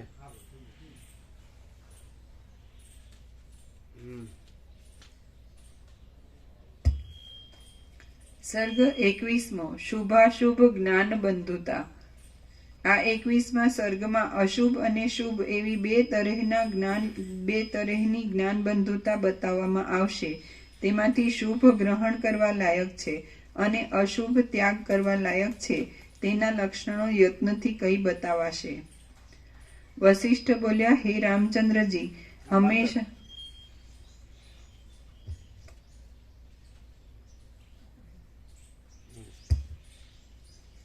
વશિષ્ઠ બોલ્યા, હે રામચંદ્રજી, હંમેશા જ્ઞાની થવું એ યોગ્ય છે, પરંતુ જ્ઞાન બંધુ એટલે કે જ્ઞાનને બહાને સત્કર્મો વિશેની શ્રદ્ધાનો નાશ કરી દઈ ભોગ લંપટપણાથી પોતાને અને પરને ખરાબ કર્મોના બંધમાં નાખે તેવું થવું એ યોગ્ય નથી. બંધન જ્ઞાન બંધુ. વશિષ્ઠ બોલ્યા, હે રામચંદ્રજી, હંમેશા જ્ઞાની થવું એ યોગ્ય છે, પરંતુ જ્ઞાન બંધુ એટલે કે જ્ઞાનને બહાને સત્કર્મો વિશેની શ્રદ્ધાનો નાશ કરી દઈ ભોગ લંપટપણાથી પોતાને અને પરને ખરાબ કર્મોના બંધમાં નાખે તેવું થવું એ યોગ્ય નથી. જે કશું ન જાણતો હોય તેને હજી હું કંઈક શ્રેષ્ઠ માનું છું, પણ જ્ઞાન બંધુપણું તો જરા પણ સારું નથી. રામ બોલ્યા, જ્ઞાનબંધુ કોને કહેવો અને જ્ઞાની કોને કહેવો? વળી જ્ઞાનીપણામાં અને જ્ઞાનબંધુપણામાં શું શું ફળ રહેલું છે? વશિષ્ઠ બોલ્યા, જે પુરુષ કારીગર લોકની પેઠે માત્ર પોતાની આજીવિકા ચલાવવા સારું અધ્યયન કરે છે અને કથા દ્વારા વ્યાખ્યાન પણ કરે છે, પરંતુ તેના અનુષ્ઠાનમાં એટલે જ્ઞાન થવાના ઉપાયરૂપ સાધન ચતુષ્ટય, વિવેક, વૈરાગ્ય, ષટ સંપત્તિ અને મુમુક્ષુપણું સંપાદન કરવામાં કે મનન આદિમાં કશો યત્ન કરે નહીં, તે જ્ઞાનબંધુ કહેવાય છે. વશિષ્ઠ બોલ્યા, જે પુરુષ કારીગર લોકની પેઠે માત્ર પોતાની આજીવિકા ચલાવવા સારું અધ્યયન કરે છે અને કથા દ્વારા વ્યાખ્યાન પણ કરે છે, પરંતુ તેના અનુષ્ઠાનમાં એટલે જ્ઞાન થવાના ઉપાયરૂપ સાધન ચતુષ્ટય, વિવેક, વૈરાગ્ય, ષટ સંપત્તિ અને મુમુક્ષુપણું સંપાદન કરવામાં કે મનન આદિમાં કશો યત્ન કરે નહીં, તે જ્ઞાનબંધુ કહેવાય છે. જે પુરુષનો શાસ્ત્રના અભ્યાસ વડે મેળવેલો ઉપરનો શબ્દબોધ ભોગ વ્યવહારોને વિશે વૈરાગ્ય, ઉપરામ આદિ ફળો વડે સફળ થયેલો દેખાતો નથી, તે પુરુષ બીજાને બોધ આપવારૂપ એક જાતની પોતાની કારીગરી, ચતુરાઈ વડે આજીવિકા ચલાવનારો છે ને તે જ્ઞાનબંધુ કહેવાય છે. જે પુરુષો બીજાઓને અધ્યાત્મ શાસ્ત્ર સંભળાવી તેમાંથી પ્રાપ્ત થતા અન્ન, વસ્ત્ર આદિના લાભથી જ માત્ર સંતોષ પામે છે તથા પોતાની જીવિકા ચલાવવી એ જ શાસ્ત્ર જ્ઞાનનું ફળ છે એમ સમજે છે, તેમને જ્ઞાનબંધુ સમજવા. અને તેઓ બંધન કરતા એ જ્ઞાન બંધન કરતા છે.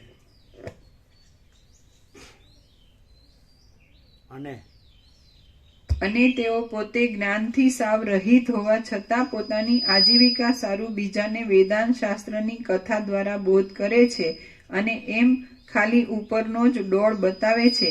આથી તેમને નટ આદિના જેવા માત્ર વેશધારી જ ગણવાના છે. વેશધારી જ ગણવાના છે. આ સર્વ જાતનું જ્ઞાનબંધુપણું અશુભ અને ત્યજવા લાયક કહેવાય છે.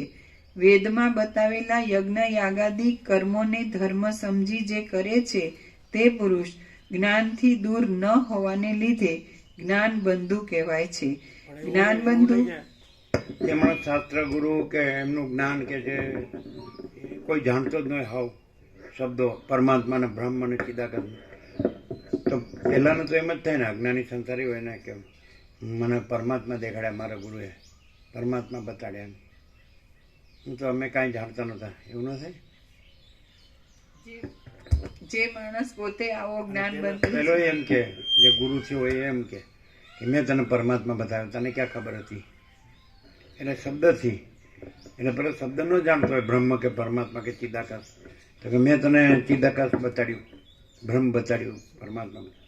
પેલા એક જણા ગમતમાં કીધું ને, એક જણ શહેરમાં ગયો એટલે ઊંચી ઊંચી ઇમારતો હોય ને, બિલ્ડિંગો કેટલા ઊંચા ઊંચા હોય, 10 માળને આમ તેમ. પેલો ગામડામાં આવ્યો એટલે પછી ગામડામાં તો કાંઈ ઝૂંપડી જ હોય, ખેતી કરતો હોય, ખેતીવાડી, પશુપાલન, દાળ રોટી, રામ રામ. એટલે કે અરે શહેરમાં કેવું હતું જોતો ખરો, 10 માળના ઊંચા મકાન. એટલે પછી કે તો મારે જોવા આવવું પડશે, જોવા લઈ ગયો. પછી બતાડી, જો 1 2 3 4 5 6 7 8 9 10 છે કે નહીં? એટલે કે હા, લાવ 10 રૂપિયા. 10 માળનું મકાન મેં તને બતાડ્યું એમ. એક જ્ઞાન બંધુ.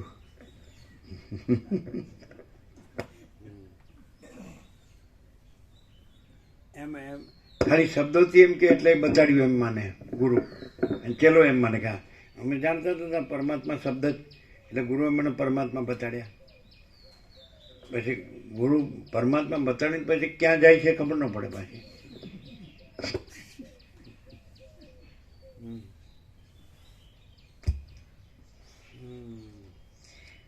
જ્ઞાનબંધુની નીચે ટાંચ છે. જ્ઞાનબંધુ પદની ઉત્પત્તિના બે ભેદ વ્યુત્પત્તિ. એટલે ગુરુને ખબર છે કે પરમાત્મા શબ્દય નથી ને બ્રહ્મ શબ્દય નથી, ચૈતન્ય નામે નથી.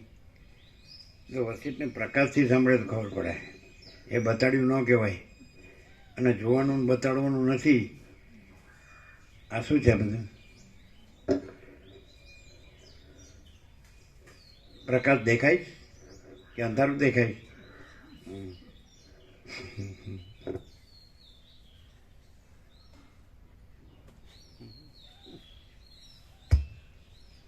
આ એકદમ શબ્દોમાં જ લાગેલો રહ્યો હોય એને તો ખબર ન પડે ને. ના, પણ શબ્દોની જે ગમે તેવો આવો હોય ને, પણ આ પ્રકાશમાં એકવાર આવી ગયો ને એટલે પછી પ્રકાશનું કામ કરે છે, એ નથી કરતો. એમ નહીં, પ્રકાશ નો રહે અને પ્રકાશના શબ્દો જ રહેતો. એવો ને એવો જ રહે. એ રહે ને બીજાને અચ્છા, અને પ્રકાશ રહેવો હોય તો પ્રકાશના શબ્દોની જરૂર કરી? તો શબ્દોમાં જ લાગ્યો રહેતો. ખોટું.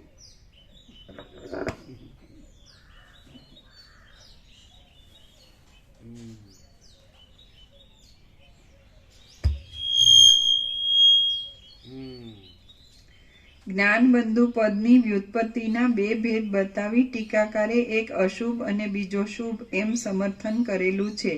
જેમ કે જ્ઞાનેન નામ જ્ઞાન વ્યાજેન સ્વપરમ ચ અનર્થૈ બંધનાતી ઇતિ જ્ઞાનબંધુ. જ્ઞાનના મીશથી પોતાને અને પરને અનર્થોની જાળ વડે બાંધી દે તે જ્ઞાનબંધુ અશુભ ગણાય છે. અને બીજી વ્યુત્પત્તિ અવશ્યમ જ્ઞાનેન બધ્યતે ઇતિ. કેવી રીતે ખબર પડે કે કોઈ આવું કથા કે કાંઈ પણ આ સરળ શ્રવણ કે અખંડ પૂર્ણ તત્વબોધ કે આ સદગ્રંથોમાં શિરોમણી શ્રી યોગ વસિષ્ઠ મહારામાયણ કે વસિષ્ઠ રામ સંવાદ કે તો એ જ્ઞાન બંધુ નથી, કેવી રીતે ખબર પડે? એમ કે કોઈ માણસ છે તો આ શબ્દોનો અર્થ કરતો હોય તો એ જ્ઞાન બંધુ નથી. જ્ઞાન બંધુ છે અને જ્ઞાન બંધુ નથી. હમણાં કીધું ને ન નિબદ્ધનાથી એટલે જે પોતે બંધનમાં પડે છે અને બીજાને બંધનમાં નાખે છે, અથવા પોતે બંધનમાં નથી રહેતો અને બીજાને બંધનમાં નથી રાખતો, તો એ કેવી રીતે ખબર પડે? કારણ કે બહારથી તો હરખું જ દેખાય. એક ઠેકાણે જ્ઞાનબંધુ હોય ને એક ઠેકાણે જ્ઞાનબંધુ ન હોય તો બહારથી તો હરખું જ દેખાય ને કે અહીંયા એક કથા ચાલે ને અહીંયા એક કથા ચાલે.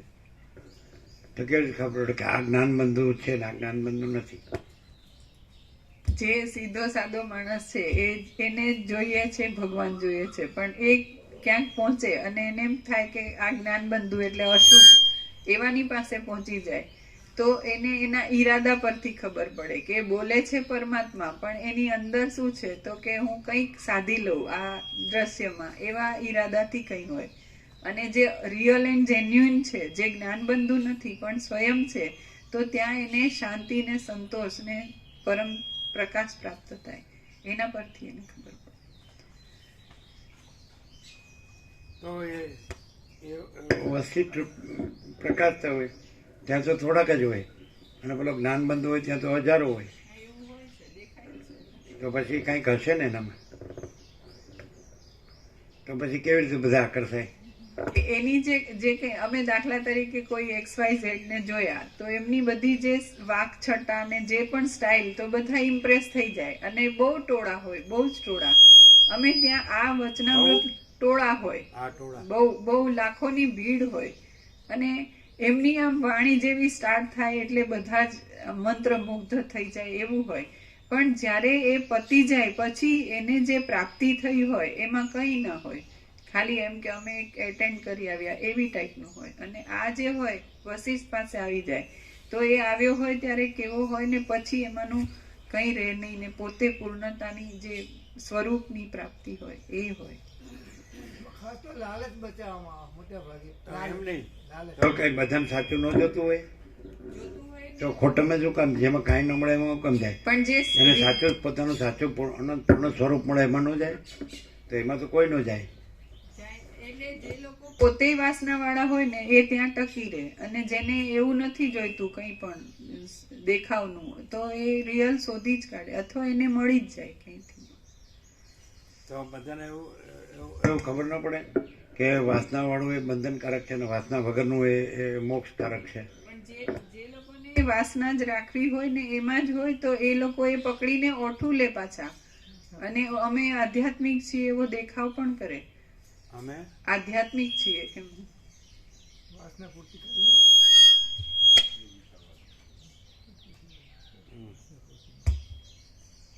એમાંય પાછા બધાના કોમ્પિટિશન હોય સામ સામે. Comparison and competition.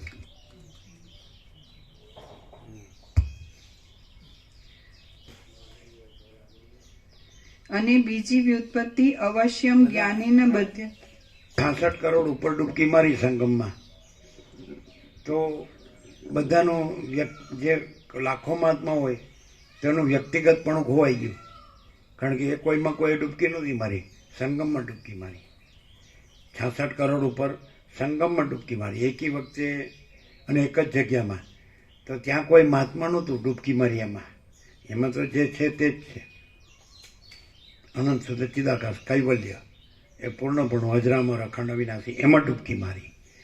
એટલે ત્યાં આગળ પેલા પહોંચેલા બધા ખોવાઈ ગયા લાખો. એ પાછા એ દરેકના પાછા હજારો લાખો શિષ્યો હોય, પણ એ કોઈ એમાં ડૂબકી, ત્યાં કોઈ પોતાના ગુરુમાં ડૂબકી નહોતી મારી, કે કોઈ શાસ્ત્ર કે ધર્મમાં ડૂબકી નહોતી મારી.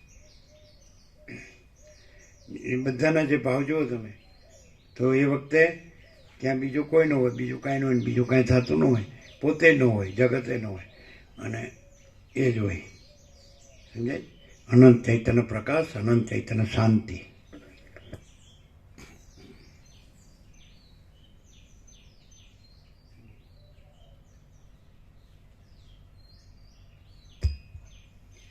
અને બીજી વ્યુત્પત્તિ અવશ્યમ જ્ઞાનેન બધ્યતે ઇતિ જ્ઞાનબંધુ. ચિત્ત શુદ્ધિ થતા ક્રમે કરી અવશ્ય પોતે જ્ઞાન વડે બંધાઈ જાય છે તે જ્ઞાનબંધુ ઉત્તમ કહેવાય છે. ચિત્ત શુદ્ધિ થતા ક્રમે કરી અવશ્ય પોતે જ્ઞાન વડે બંધાઈ જાય છે તે જ્ઞાનબંધુ ઉત્તમ કહેવાય છે. જ્ઞાન વડે બંધાય, હા એ શું. તે પુરુષ જ્ઞાનથી દૂર ન હોવાને લીધે જ્ઞાનબંધુ કહેવાય છે. તે શુભ અને યોગ્ય ગણાય છે. આત્મજ્ઞાન એ જ ખરું જ્ઞાન છે. બાકીના બીજા જે જ્ઞાનો છે તે તો માત્ર જ્ઞાનના આભાસ રૂપ જ છે, કેમ કે બીજા કશા વડે સર્વના સારરૂપ અને જીવ તથા જગતના અધિષ્ઠાન રૂપ પરબ્રહ્મ તત્વનું શુદ્ધ સ્વરૂપ જાણવામાં આવતું જ નથી. જેઓ આત્મજ્ઞાનને મેળવ્યા સિવાય વસિત પ્રકાશથી સાંભળીએ છીએ વસિતને, રામને, તો આપણે કેવી રીતે પરબ્રહ્મને કેવું જાણીએ છીએ? આત્મા મહાચિદાકાશ પરમાકાશ પૂર્ણ બ્રહ્મ.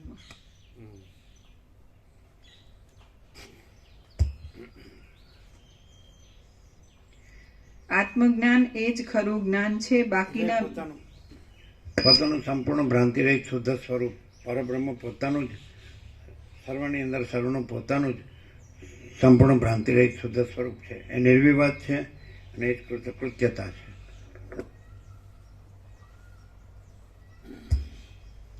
આત્મજ્ઞાન એ જ ખરું જ્ઞાન છે. બાકીના બીજા જે જ્ઞાનો છે તે તો માત્ર જ્ઞાનના આભાસ રૂપ જ છે, કેમ કે બીજા કશા વડે સર્વના સારરૂપ આત્મજ્ઞાન એટલે પોતાનું જ જ્ઞાન, હું કોણ છું એનું જ જ્ઞાન.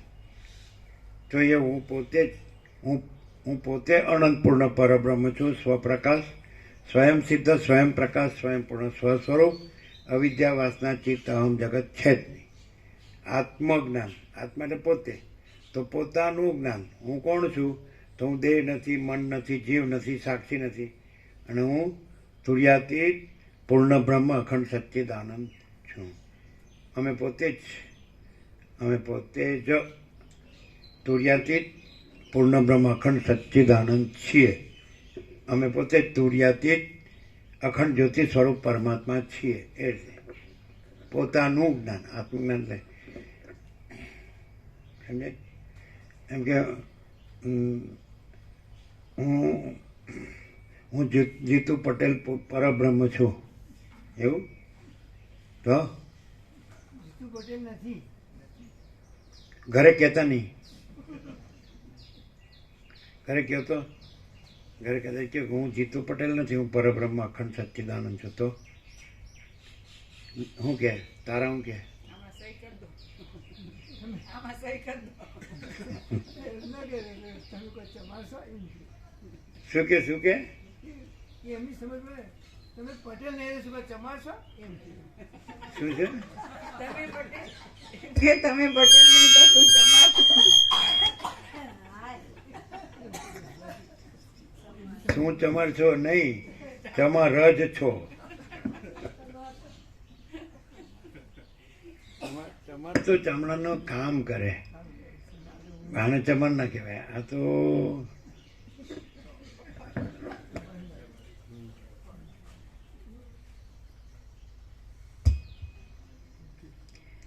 આત્મજ્ઞાન એ જ ખરું જ્ઞાન છે. બાકીના બીજા જે જ્ઞાનો છે તે તો માત્ર જ્ઞાનના આભાસ રૂપ જ છે.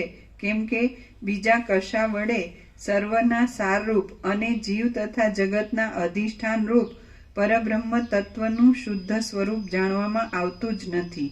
જેઓ આત્મજ્ઞાનને મેળવ્યા સિવાય બીજું કાંઈ સહેજ જ્ઞાન મેળવે છે અને પછી કષ્ટ આપનારી અનેક ચેષ્ટાઓ કરીને સંતોષ માને છે, તેમને અધમ જ્ઞાન બંધુ જાણવા. આ સંસારમાં બહારના અને અંદરના વિષયોને અનુભવનારી વૃત્તિઓની, તેના કારણોની, તેના આશ્રયની અને જાણવાના શબ્દ આદિ વિષયોની જે કાંઈ પ્રતીતિ થાય છે તે સર્વની મુમુક્ષુ પુરુષે સંકલ્પના ક્ષય સંન્યાસ દ્વારા આત્યંતિક શાંતિ જ મેળવવી જોઈએ. એટલે કે તેણે છેવટની 7મી ભૂમિકાએ પહોંચ્યા વિના વચલી ભૂમિકામાં સંતોષ માની બેસવું જોઈએ નહીં, પણ એ પછીની ઉત્તરોત્તર ઉત્તમ એવી ભૂમિકાઓ મેળવવામાં પોતાના પ્રયત્નને જરાય શિથિલ કરવો નહીં. એટલે સંકલ્પ છેલ્લી કોટીની સંકલ્પ સંન્યાસની દશા હોય, 7મી ભૂમિકા તુર્યાતીતા, તો એ તો કેવી રીતે ખબર પડે? કારણ કે આમ તો સામાન્ય માણસ જેવો સામાન્ય માણસ દેખાય. વસિષ્ઠ જ કે છે રામને કે સામાન્ય માણસ જ દેખાય, તો વચ્ચેની ભૂમિકામાં ન હોય. અને 7મી અને જીવતો જાગતો બોલતો ચાલતો હોય. તો આમાં તો 7મી ભૂમિકા એટલે બેભાન જેવું હોય એવું કીધું છે. તો પછી એ વચ્ચેની ભૂમિકામાં છે.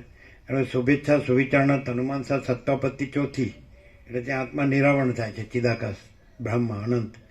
અને પછી અસંશક્તિ પદાર્થભાવીની તુર્યગા એ 7મી, અને 8મી તુર્યાતીતા જીવન મુક્તિ વિદેહ મુક્તિ. તો એ કોઈ અને અજ્ઞાનની ઉત્તરતા ક્રમની 7.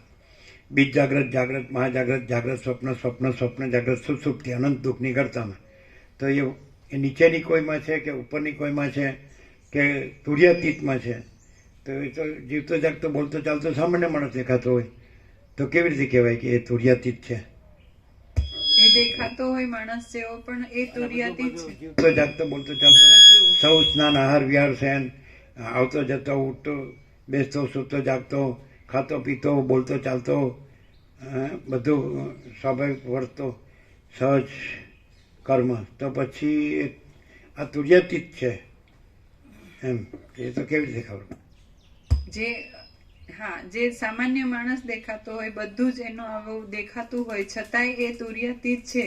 તો એનો પ્રકાશ અને એની શાંતિની પૂર્ણતા હોય, અને એમાં એને કંઈ આ સામાન્ય માણસ દેખાય છે એનો બાદ કરવાની કે એવી કોઈ અપેક્ષા ના હોય. કંઈ કરીને કે જે તુર્ય સુધી હોય ને ત્યાંય સ્વરૂપ જ્ઞાન સ્વરૂપ ધ્યાનથી સમાધિ કરીને તુર્યાતીતમાં લીન થાય કે લય પામે કે જે પણ એવી કોઈ અપેક્ષા ન હોય, કારણ કે એમાં ભ્રાંતિનો રજ માત્ર ન હોય અને પોતે આખું પોતાનું જ પૂર્ણ સ્વરૂપ જ હોય.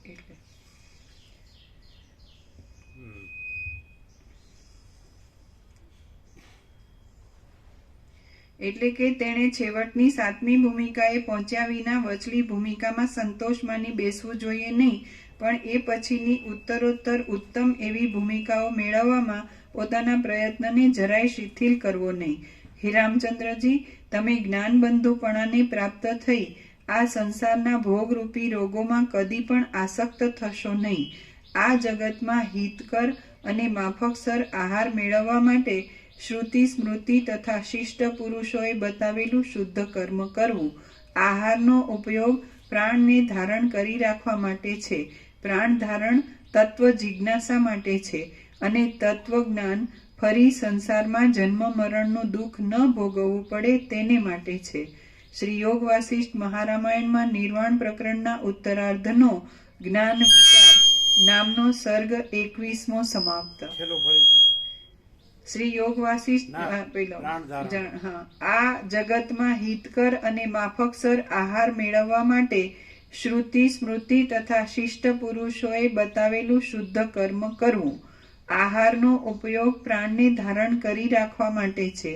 પ્રાણ ધારણ તત્વ જિજ્ઞાસા માટે છે અને તત્વજ્ઞાન ફરીવાર સંસારમાં જન્મ મરણનું દુઃખ ન ભોગવવું પડે તેને માટે છે. શ્રી યોગ વાસિષ્ઠ મહારામાયણમાં નિર્વાણ પ્રકરણના ઉત્તરાર્ધનો જ્ઞાન વિચાર નામનો સર્ગ 21મો સમાપ્ત. 8 ને 9 ને 8 17 પરમ ચિદાકાશ પરમ જ્યોતિ અખંડ જ્યોતિ પ્રસાદ આપ.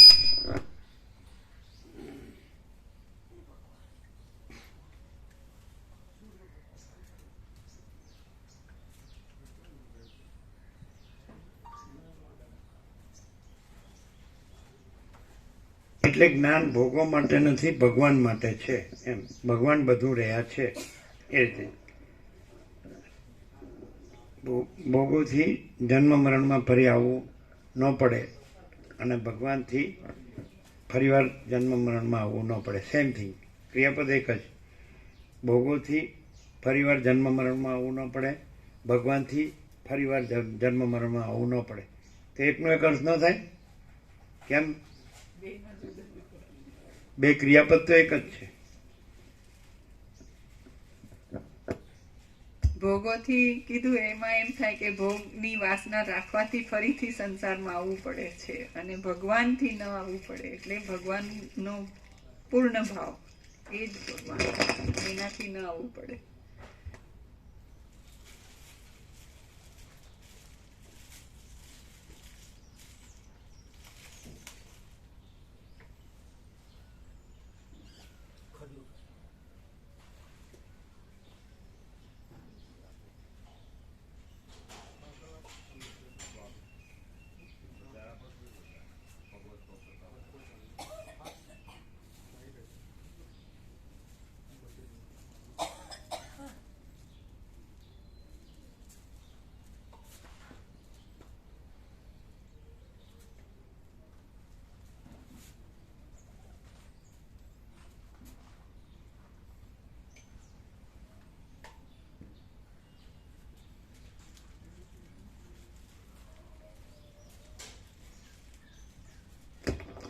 પ્રભુ દેવરાજે લખ્યું હતું પ્લેસ માટે,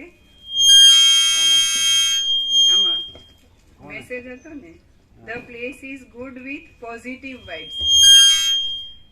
કોણે દેવરાજે કાલે message proper place, you are at a proper place એવું કીધું ને, પણ એમ લખ્યું છે the place is good with positive vibes, vibrations, positive vibration. તમે કીધું એવું નતું લખ્યું? ના, એવું નથી, આવું લખ્યું. હા, એ મોઢે ત્યાં વાત કરતા હતા કે આ સરસ છે બધું, એમ એવી બધી. પણ તમને કીધું યુ આર એમ કે યુ આર એવું નથી કીધું. ના, એવું નથી કીધું. એમ લખ્યું છે કે the place is good with positive vibes, good with positive vibes,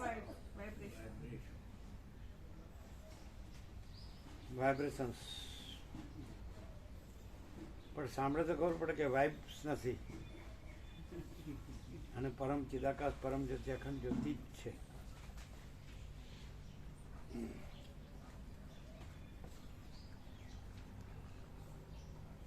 એટલે પ્લેસ વિશે કીધું છે. પ્લેસ વિશે. અને પહેલા જ્યારે કીધું ને કે પ્રોપર એમ અત્યાર સુધી એને જ્યાં જ્યાં પ્રભુના દર્શન માટે આવ્યો હોય કેવી રીતે, તો અમદાવાદમાં એ કાયમ કહેતો પોલ્યુશન બહુ છે, પોલ્યુશન તો છે જ તો.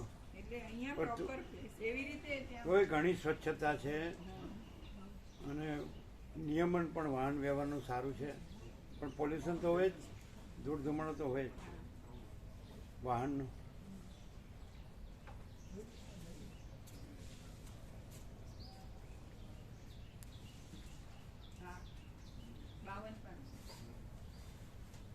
એટલે શું? એ નવો સદગ્રંથ છે ને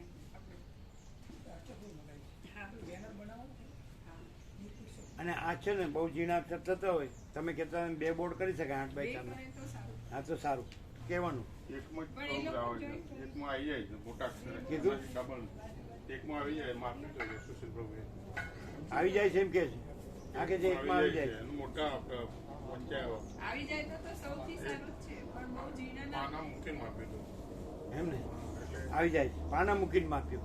એમ ને હા ગોઠવી માપી દઉં પાના મૂકે બધા એટલે આમાં 8x4 8 ફૂટ બાય 4 ફૂટમાં પાના મૂક્યા એટલે આવી ગયું. આવી ગયું અને પાછું મોટો ફોન કરી કેવડો થાય ડબલ થઈ જાય આ છે ને આની અડધો આનાથી અડધો એ માપમાં અલગ એનાથી એટલે ઘણું હતું અરે હોય તો સૌથી સારું. અરે 21 ફોન્ટ હોય તો શું થઈ જાય પ્રભુ આમ કમ્પ્લીટ વાંચી શકાય આવું સરસ. તો જાતે માપી દઉં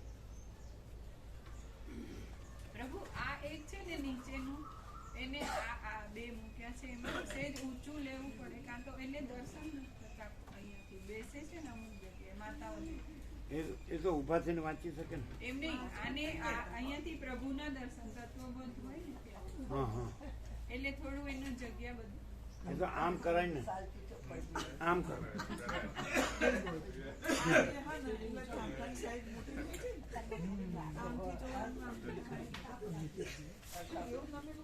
દર્શન અંદર કરવાનું છે કે બહાર કરવાનું છે?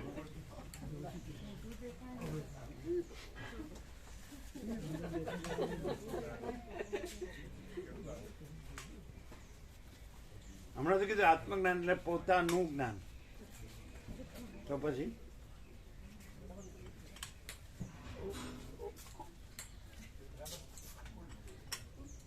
પોતાનું જ્ઞાન. પણ મોટું જોયા તો મને સત્સંગ આપણું મોટું દેખાય પણ આનંદ ગમે આનંદ થાય.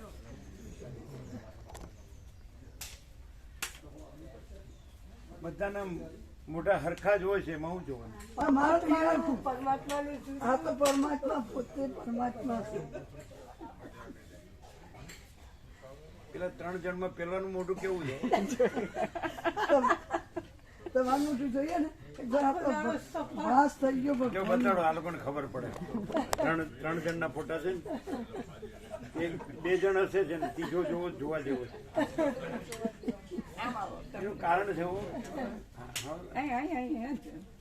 એને બતાડો એને.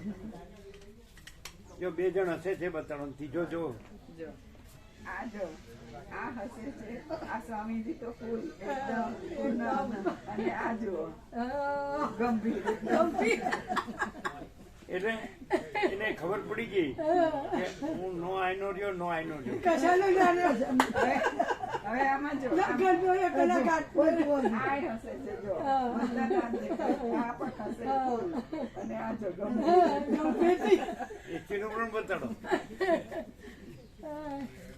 2 ફોટા આ બંને હસે છે અને આ ગંભીર જોયું? ગોવાપરું બતાડો. ગોવાપરું કે મારા જેવું બતાડો, મારા જેવું. આ એના જેવો જ છે ત્રીજો. જો લે તમને જોયું? એનું કારણ હું આ સાંસારિકપણામાં બગાડ્યું બધું બગડી. અને આમાં પેલા કુંડાળામાં એટલે એ બગડ્યું. આ ધનજી પ્રભુ બતાડવા ગયું.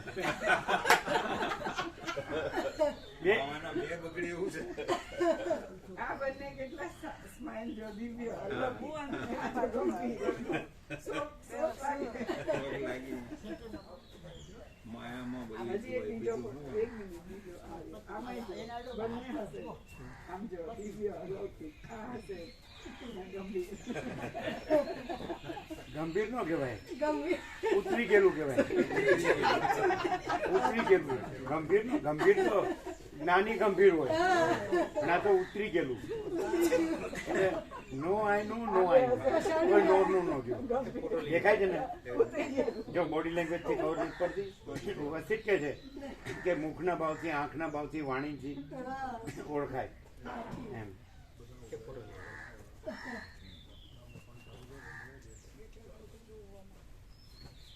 હે ભગવાન કશાનું નહીં.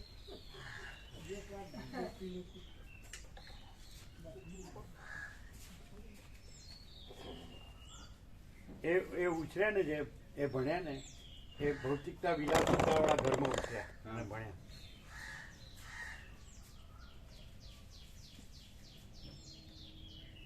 જો હવે આ જુઓ,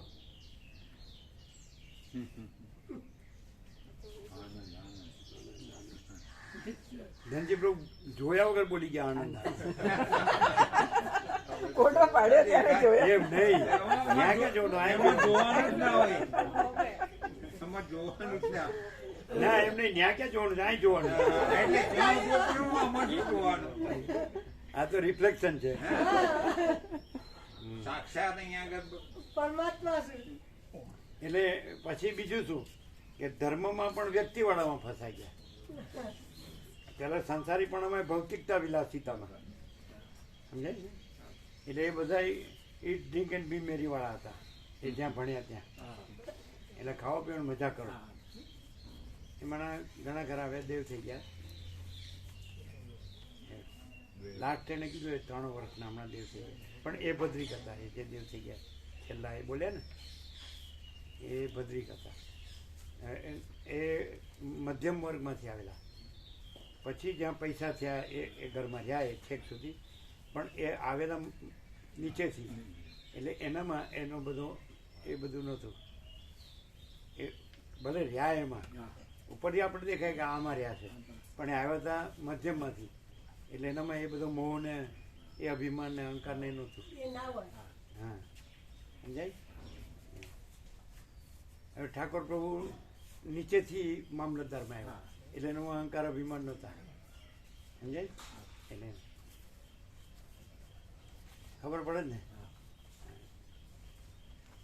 અને અરુણ પ્રભુ એમાં ઉછર્યા તો એમાં એ લોકોનો સંઘનો રંગ આવી ગયો, ચંચળતા ભ્રાંતિ. અને હવે આ ઉતરી કેમ ગયું કે ઘરનું માણસ ન રહ્યો એટલે ઉતરી ગયું. ચીનુ પ્રભુ કે મારે ગયું તોય હું જ હસું છું.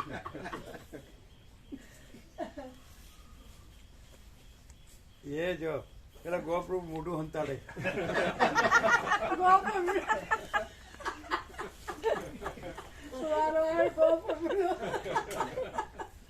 ના ગોપ્રભુ એમ કે આવો ભાઈ હરખા, આપણે બે હરખા. બોલો પ્રકાશ કેવો છે ધનજી પ્રભુ? ફૂલ પ્રકાશ મહાશિવરાત્રી કેવી રહી? બહુ સરસ.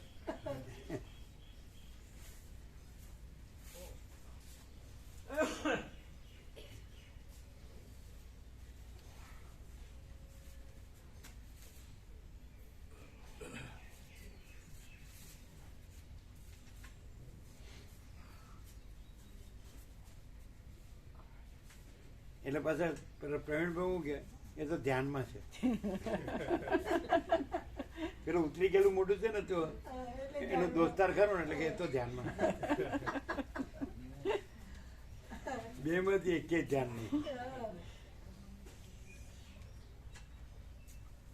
પાછું ધંધામાં પાછા છોકરા બરાબર ન હોય ને, અને બીજું બધું એમાં અતિરેક કરતા હોય, ગમે એમ ઉડાવતા હોય, એટલે એમાંય મોટું બગડે. હા બધી રીતે ઘરનું માણસ વયું ગયું હોય અને પછી જે પછી પ્રજા ઉત્પન્ન કરી હોય તો આખો જનરેશન ગેપ થઈ ગયો. એટલે બધો સ્વચ્છંદ એને ઉછાંછળા, સુપરફિશિયલ, ઉપર છલ્લા, બહુ આમ દેખાદેખી ચર્ચા, આમ કેવો દેખાવ છું ને, બસ ખાવું પીવું છું, મજા કરું છું, આમ બધું જોઉં છું, ફરું છું. એટલે ચંચળતા ભ્રાંતિ જો કાંઈ હોય નહીં, અંદર ખાલી જ હોય. એ એટલે ઉતરી જાય પછી. કારણ કે જેવું પોતે કર્યું હોય તો એનું કર્યું એવું જ થાય ને. જેવું પોતે કર્યું હોય એનું કર્યું એવું જ થાય. પણ બધું હસવાઈ ગયું ભરપૂર તો આનંદ જ હોય. હા કાયમથી બધું હસવાઈ રહ્યું હોય એના હૃદયમાં તો બધું આનંદ જ હોય. તો પણ જાગ્યા ત્યારથી સવાર. હા પ્રભુનું કોઈ દર ભૂલીએ જ નહીં ને તો કોઈ દર કશું દુઃખ આપે નહીં. અને ભૂલી ગયો તો પતી જ. પણ એવું હોય કે જો પ્રભુને યાદ કરવા જઈએ ને તો પૈસા ગણવામાં ભૂલ થાય. પૈસા ગણવાના જ નહીં. પૈસા નહીં ગણવાના, પ્રભુનું જ જો ગણવાનું. પેલા જીતુ ખુશ થઈ ગયા. એ તો ન કરવું પડે ને, આ તો બધું સાક્ષાત પૈસો તો આપણા હાથનો મેળ છે. તમે કાંઈ જ્યારે ગણો ને તો જો પ્રભુ કરવા જાવ ને પ્રભુ તો ગણવા ભૂલ જ પડે. ના પડે જરાય ના પડે. પ્રભુનું જ ગણવાના, પ્રભુનું જ સંભાળવાના. તો પેલું ગણવા ભૂલ થાય. એ હૃદયમાંથી જતું રહ્યું તો પતી ગયું. હૃદયમાં ઈચ્છ્યું તો બધું જતું રહ્યું. એટલે એવું કે છે કે હૃદયમાં પ્રભુ રાખવાના ને હાથથી ગણવાના. એ બધું જૂઠું હોય. એ બધી મોંમાં પ્રભુ મકઈની એક થેલી લાવવાનું કીધું. હા મકઈ લીવા, મકઈ દાણા નાખવા માટે મકઈની એક થેલી હીરામાં માણી એક થેલી લાવી. અમારો નિર્વાહ માટે. આ તો બરોબર. અને પ્રભુ આ માળીઓના માટે વિશ્રામનું એવું છે કે એ રૂમ ઓછા પડે છે તે એના સામે ને સામે 2 રૂમ છે તે ખોલાય. હા ખોલાવાય. સામે ને સામે 2 રૂમ હા છે ખોલાવાય. એના સામે પેલા જયેશ પ્રભુને કમાણાવાળા ખરા ને 28 આવવાના તો એ રૂમમાં વિશ્રામ કરતા હતા ને એ હવે માળીઓને રૂમ જોતો હોય તો એ પેલા રૂમમાં બાથરૂમ ને બધું છે. ના એમાં બાથરૂમ નહીં હોય. શું એવું કહેતો હતો મેડમ એવું કહેતો હતો એ અમારો રૂમ છે ને એમાં બાથરૂમ સંડાસ ને એવું છે અંદર ક્યાં છે? સામે જ એકદમ નીચે. હા નીચે નીચે નીચે સામે રૂમ છે એ એકદમ સામે. ચાલો આપણે જોઈ લઈએ. અત્યારે જ જોઈ લઈએ. હા તો એ લોકોને કમળાવાળાને ત્યાં આપજો. હા, જેમ પ્રભુ કીધું. બરાબર છે. હા બરોબર. આ વસ્તુ અહીંયા બીજાને આપજો. હા, બરાબર. એમને ત્યાં આપજો. આવવાના છે. હા એ 28 આવવાના એવું કહેતા. આ તો એમના જે છે ને અને સામાન. આ ઉર્મિલા માડીને આવો તો એમને બહાર હોઈ રહેવું પડે. ના ના માડીઓને આ અત્યારે માડીઓ બહાર. એમના ગોદડા ગોદડી છે ને જે હા એ અત્યારે ત્યાં મુકાવી દો. બરોબર બરાબર. એ અત્યારે ત્યાં મુકાવી દો. બરોબર. સાફસૂફ કરીને હમ. ધૂળબોળો સાફસૂફ કરીને. બરાબર. આપણે જોઈ લઈએ. દેવરાજ છે ત્યાં સુધી અત્યારે દિવસે અમે અમદાવાદ જઈશું, સાંજે આવીશું. હમ? દેવરાજ જે છે ને થોડા દિવસ એટલા દિવસ અમદાવાદ જઈશું અત્યારે અને સાંજે તત્વબોધ પહેલા આવી જઈશું. રોજ 2-3 દિવસ અત્યારે એ વચ્ચે બહાર એટલે જવાનું ને આવવાનું એમ. હા એવું 2-3 દિવસ એવું કરવું છે વચ્ચે તો એ પછી બહારગામ ક્યાંય જવાનું છે પણ પ્રોગ્રામ મને ખબર નથી કઈ તારીખે એની છે. આજે બરાબર. એના ચિરંજીવ છે ને આવ્યા છે ને કાલે આવ્યા. એટલે 2-3 દિવસ પેલા જતા રહે ને. કોણ એ એમની જોડે નથી જવાનું, જુદું સ્કૂટર લઈને આવીશ પછી. ચલો તમે ક્યાં ગયો છો આપણે જરા જોઈ લઈએ. અહીંથી છે કે ત્યાંથી? તો એમના ગોદડા ગોદડી હા, પેલો રાખી દીધો. એમને ક્યાં કહેવાનું? એ ભગવાન અને બીજા વધુ આવે તો પણ ત્યાં ખોલો. હા, ખોલા. પણ અહીં તો છે જ ને. આ ક્યાં દૂર છે? ના નહીં દૂર. ના, દક્ષિણ બાથરૂમમાં ક્યાં દૂર છે? ના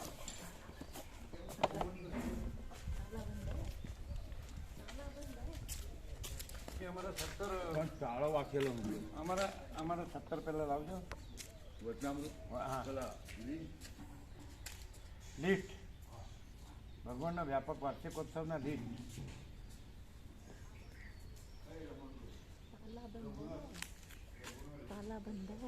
કાલે મૂકી દીધા હતા ને રાત્રે આપ્યા હતા, અત્યારે ક્યાં લીધા? કાલે રાત્રે મૂક્યા હા અત્યારે. રાત્રે લીધા હતા. હા રાત્રે લીધા હતા.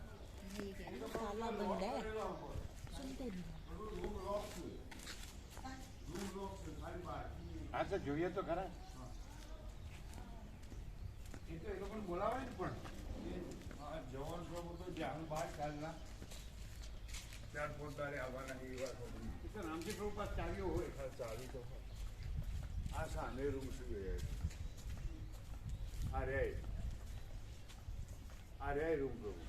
આ રે રૂમ. હા. આ રૂમ બે કદાચ. કયા? આ બે.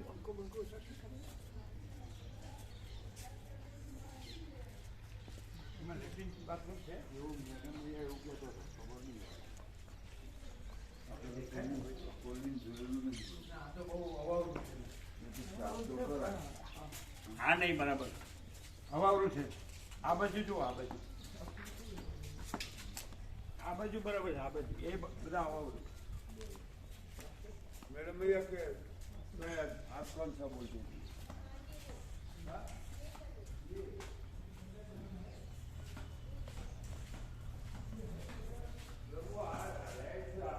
આ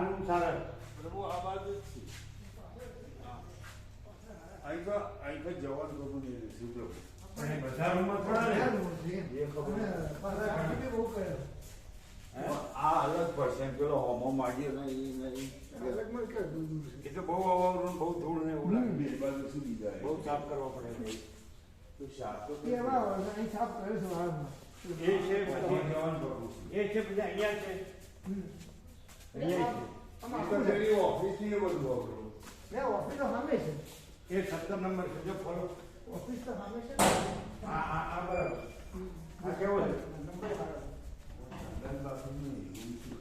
રૂમ અંદર વસ્તુઓ મૂકી રૂમો તો ઘણી રૂમો તો ઘણી બંધ કરો છે સંદેશ રૂમ તો પેલામાં પણ બહુ હોવાનું છે ને એમાં જોવાય મારા હોવું છે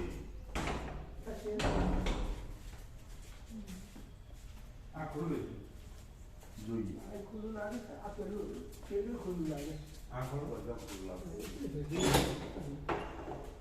આ સરસ છે પંખો છે આમાં કોક ચાલુ હા બંધ કરો આ ખોલો પણ આ ત્યાં આગળ તમે કહેશો કે ચોખ્ખો હોવું જોઈએ ને અંદર હશે બધું બંધ કરો બંધ કરો એ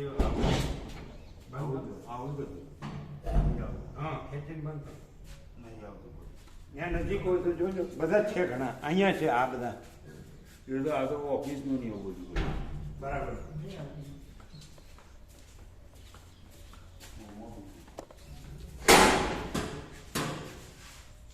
આ તો આ બધું મોટું બંધ કરો બંધ કરો આવી બધી વસ્તુઓ મૂકેલી બંધ સરખો કરો આડી એવી વસ્તુઓ મૂકેલી આને સરખો કરો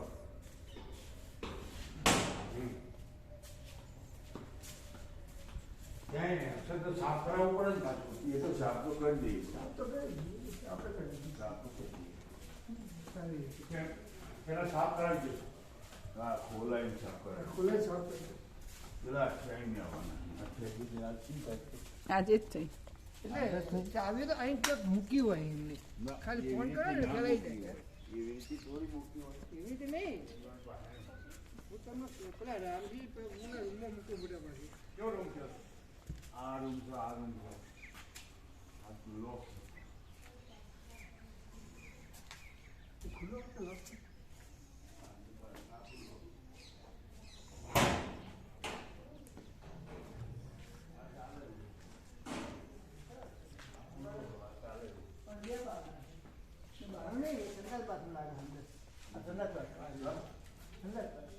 અહીંયા સંડાસ આ રહ્યું અહીંયા અંદરથી ખોલજો હા ખોલ આ તો સાફ કરાય આપણે અંદરથી છે અંદરથી છે હા પણ આવા પડ્યું રેવા દો આ રેવા દો બંધ કરજો આ બરાબર નથી તમે બંધ કરજો અમે બતાડીએ આ બંધ કરો હું સાફ કર્યું અમે બતાડીએ ચાલો ને સારી જગ્યાનું અપાય સારી જગ્યા અપાય પછી આ બધું આવું હોય બહાર બધું આવું હોય ચલો અમે બતાડીએ મસ્ત જગ્યા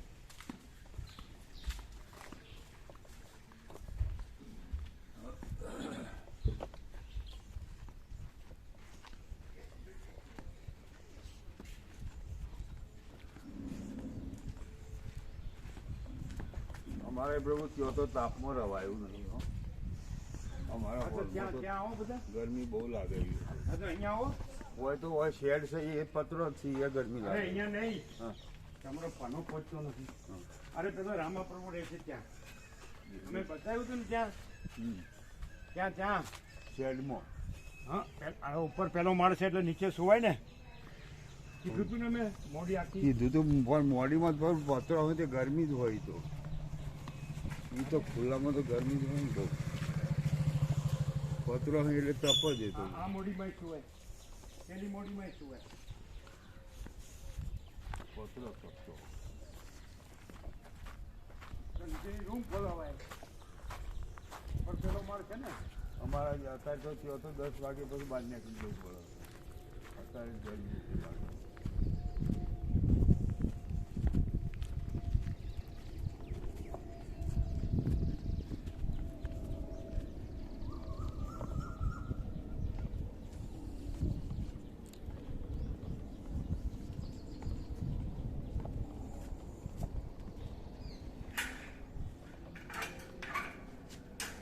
પેલા આવે છે ને કમણાવાળા આજ 28મી આવવાના જેવું આમ જતો તો મેડમ મારી મને તો ખબર નથી.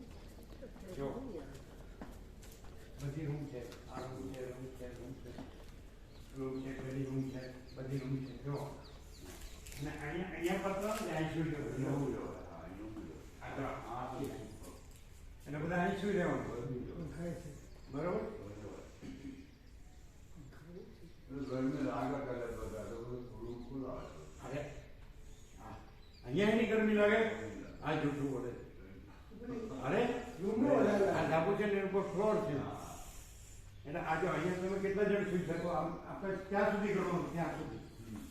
જો અહીં સુધી. હા બરોબર. કેટલા સુઈ શકે બોલો? આ 6. આ પટ્ટા જો ગણો ને પટ્ટા, એક પટ્ટામાં 3, 4 સ્ટાર કરે. નથી આ તો પકડો. 3 જણા આવી હતો. આમ આમ 1 2 હા 3 જણા. સમાન છે. આ પટ્ટા તો આમાં તો ઘણી જગ્યા છે. 3 નો ગણાય હવે. આમ ગણીને આમ ગણો. એ તો વધારે. હા એટલે કુલ ગણો. કુલ તો 4 આ તો ઓછા ગણે. 17 આ તો પછી અને એ તો પછી એટલા જ ભાવિક હોય. અને ગરમ ન હોય તો નીચે જ હોય ને. ભાવિકો તો એટલા જ હોય. બરાબર. ભાવિકો તો વધારે નહીં જતા. હા, બરાબર થઈ ગયું ને. એટલે આ જગ્યા તમારી. બરોબર. અચ્છા. અને એમને એક આ 5 નંબર ખોલાવે પડો કમાણાવાળા. બરોબર. સારી જગ્યા અપાય તો એ ગંદી જગ્યા ન અપાય હા કોઈને પણ. આપણે સારું જોઈએ તો આપણાથી સવાયું સારું બીજાને આપવાનું. હા બરાબર.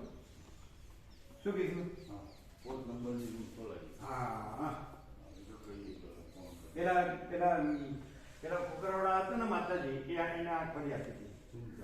હા એટલે બરાબર 5 નંબર.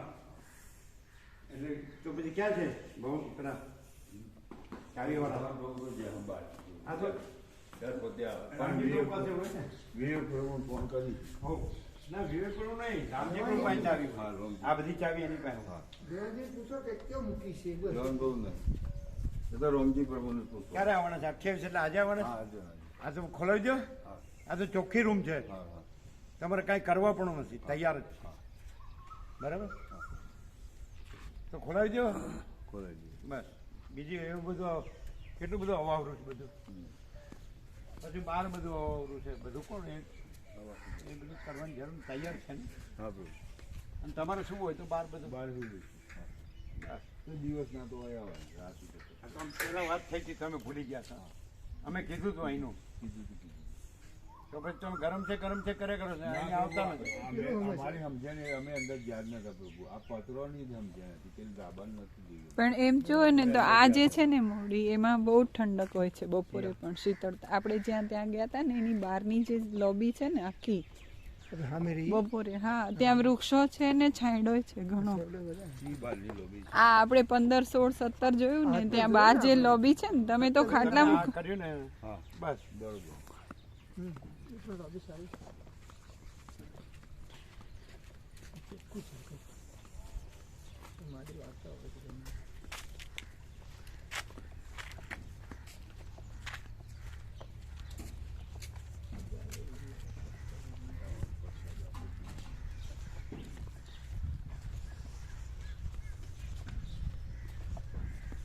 આ થાંભલો છે આ લાઈટનો.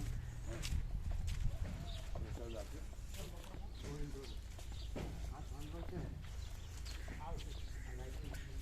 એને પકડી શકાય નહીં. આપણે રિનોવેશન કરવું હોય આખો ભાગ છે ને આ છે ને જે થાંભલો એને અહીં લઈ જતા ને આ થોભલો તો બહુ ખાલી હોય તો કાઢનો ફેર ચાલે ને. ખાલી ન હોય. આ લાઇટિંગ છે ને બધું છે ને. છે ના આ તો ખાલી જ છે ખાલી તેલ છે આ થોભલો. હવે નથી. ના મને કશું નહીં. આ તો એને કાઢવું હોય તો કાઢી શકાય ને. હવે કાઢને આ તો બરાબર. તો એને જરૂર નથી ને. ના આ ચાલુ નથી ને. ના નહીં ચાલે. આ તો આને કાઢી અમારે રિનોવેશનમાં આ ભાગ આમ લેવો છે. બરોબર. કાપી હટાવી હટાવી દેવાનો. હમ. આવશે. થોભલો તો કાઢને થાય. પૂરી મહેનત થશે જેમ કે આ લગભગ આટલો ઊંડો આવે છે એની અંદર એ તો કઢાય. 3 ફૂટ સારા 3 ફૂટ આવે તો ભાવિકોને લઈ લેજો. એ તો કઢાય. કાઢવામાં ભાવિકોને લઈ લેવાનો. 3 સારા 3 ફૂટ તો કાઢી નાખજો. મને આપણે રિનોવેશન કરવાનું. એટલે શું કરશું ખબર છે? જુઓ, આ જગ્યા તો એમનેમ પડી છે ને. આ જગ્યા તો એમનેમ પડી છે ને. સંભળાય છે કે નહીં? આ જગ્યા. એટલે આ ભાગ છે ને, આ એનો આપણે મોટો ઉપરની જે મોટો. મોડી છે એવો ઉપયોગ કરી દઈશું. બરોબર. આ આમ બહાર કાઢશું, મોડી બહાર કાઢશું, અહીંયા ભરી દેવાનું, પૂરી દેવાનું અને પહેલી લેવલ કરી દઈશું, અંદરની લેવલ. એમ બરાબર છે. મોટું થઈ જાય. હા, એટલે આ ઝાડ રહેવા દેવાનું, આ ઝાડ રહેવા દેવાનું, સમજાય ને? ઝાડ સુધી રહેવા દેવાનું અને પછી એ ખુલ્લી રાખવાનું. આમ પત્ર લઈ લેવાના, ઊંચું લઈ લેવાનું. ઊંચું લઈ લેવાનું નહીં છે ને? આ બધા ઝાડ રાખવાના. થાંભલો કાઢ નાખવાનો. ખાલી થોભલો જ લઈ લેવાનું બસ બરાબર છે. ફાઇનલ. ખબર પડી કે નહીં? થાંભલો લીધો. અને આ ભાવિકોને કહેવાનું તમે રહેજો ને બધા ફોર્મ બોમ્બ લઈને ખોદી કાઢશે. પછી તમારે જ્યાં મૂકવું હોય ત્યાં મૂકી દેવાનું. બરાબર. ખ્યાલ આવે છે શું કરવાનું? તમને ખ્યાલ આવ્યો? અંદરની મોડી છે ને એના લેવલે કરવાનું એ મોડી કરી દેવાની. આ વચ્ચેની પાળી કાઢી નાખવાની. એ પાણી નીકળી જાય હા બરાબર એના લેવલે કરી દેવાનું હા, એટલે એક્સટેન્ડ થઈ જાય. બરાબર. કારણ કે એમને પડ્યું છે હા એમનો એટલે એક્સટેન્શન મળે ને. હા. ખ્યાલ આવે છે કે નહીં? બરોબર બરોબર. આટલું હા હા. અને ખુલ્લું જ રાખવાનું. તો થાંભલો કઢાવી દેજો. આ બંધ કરજો. હા બરોબર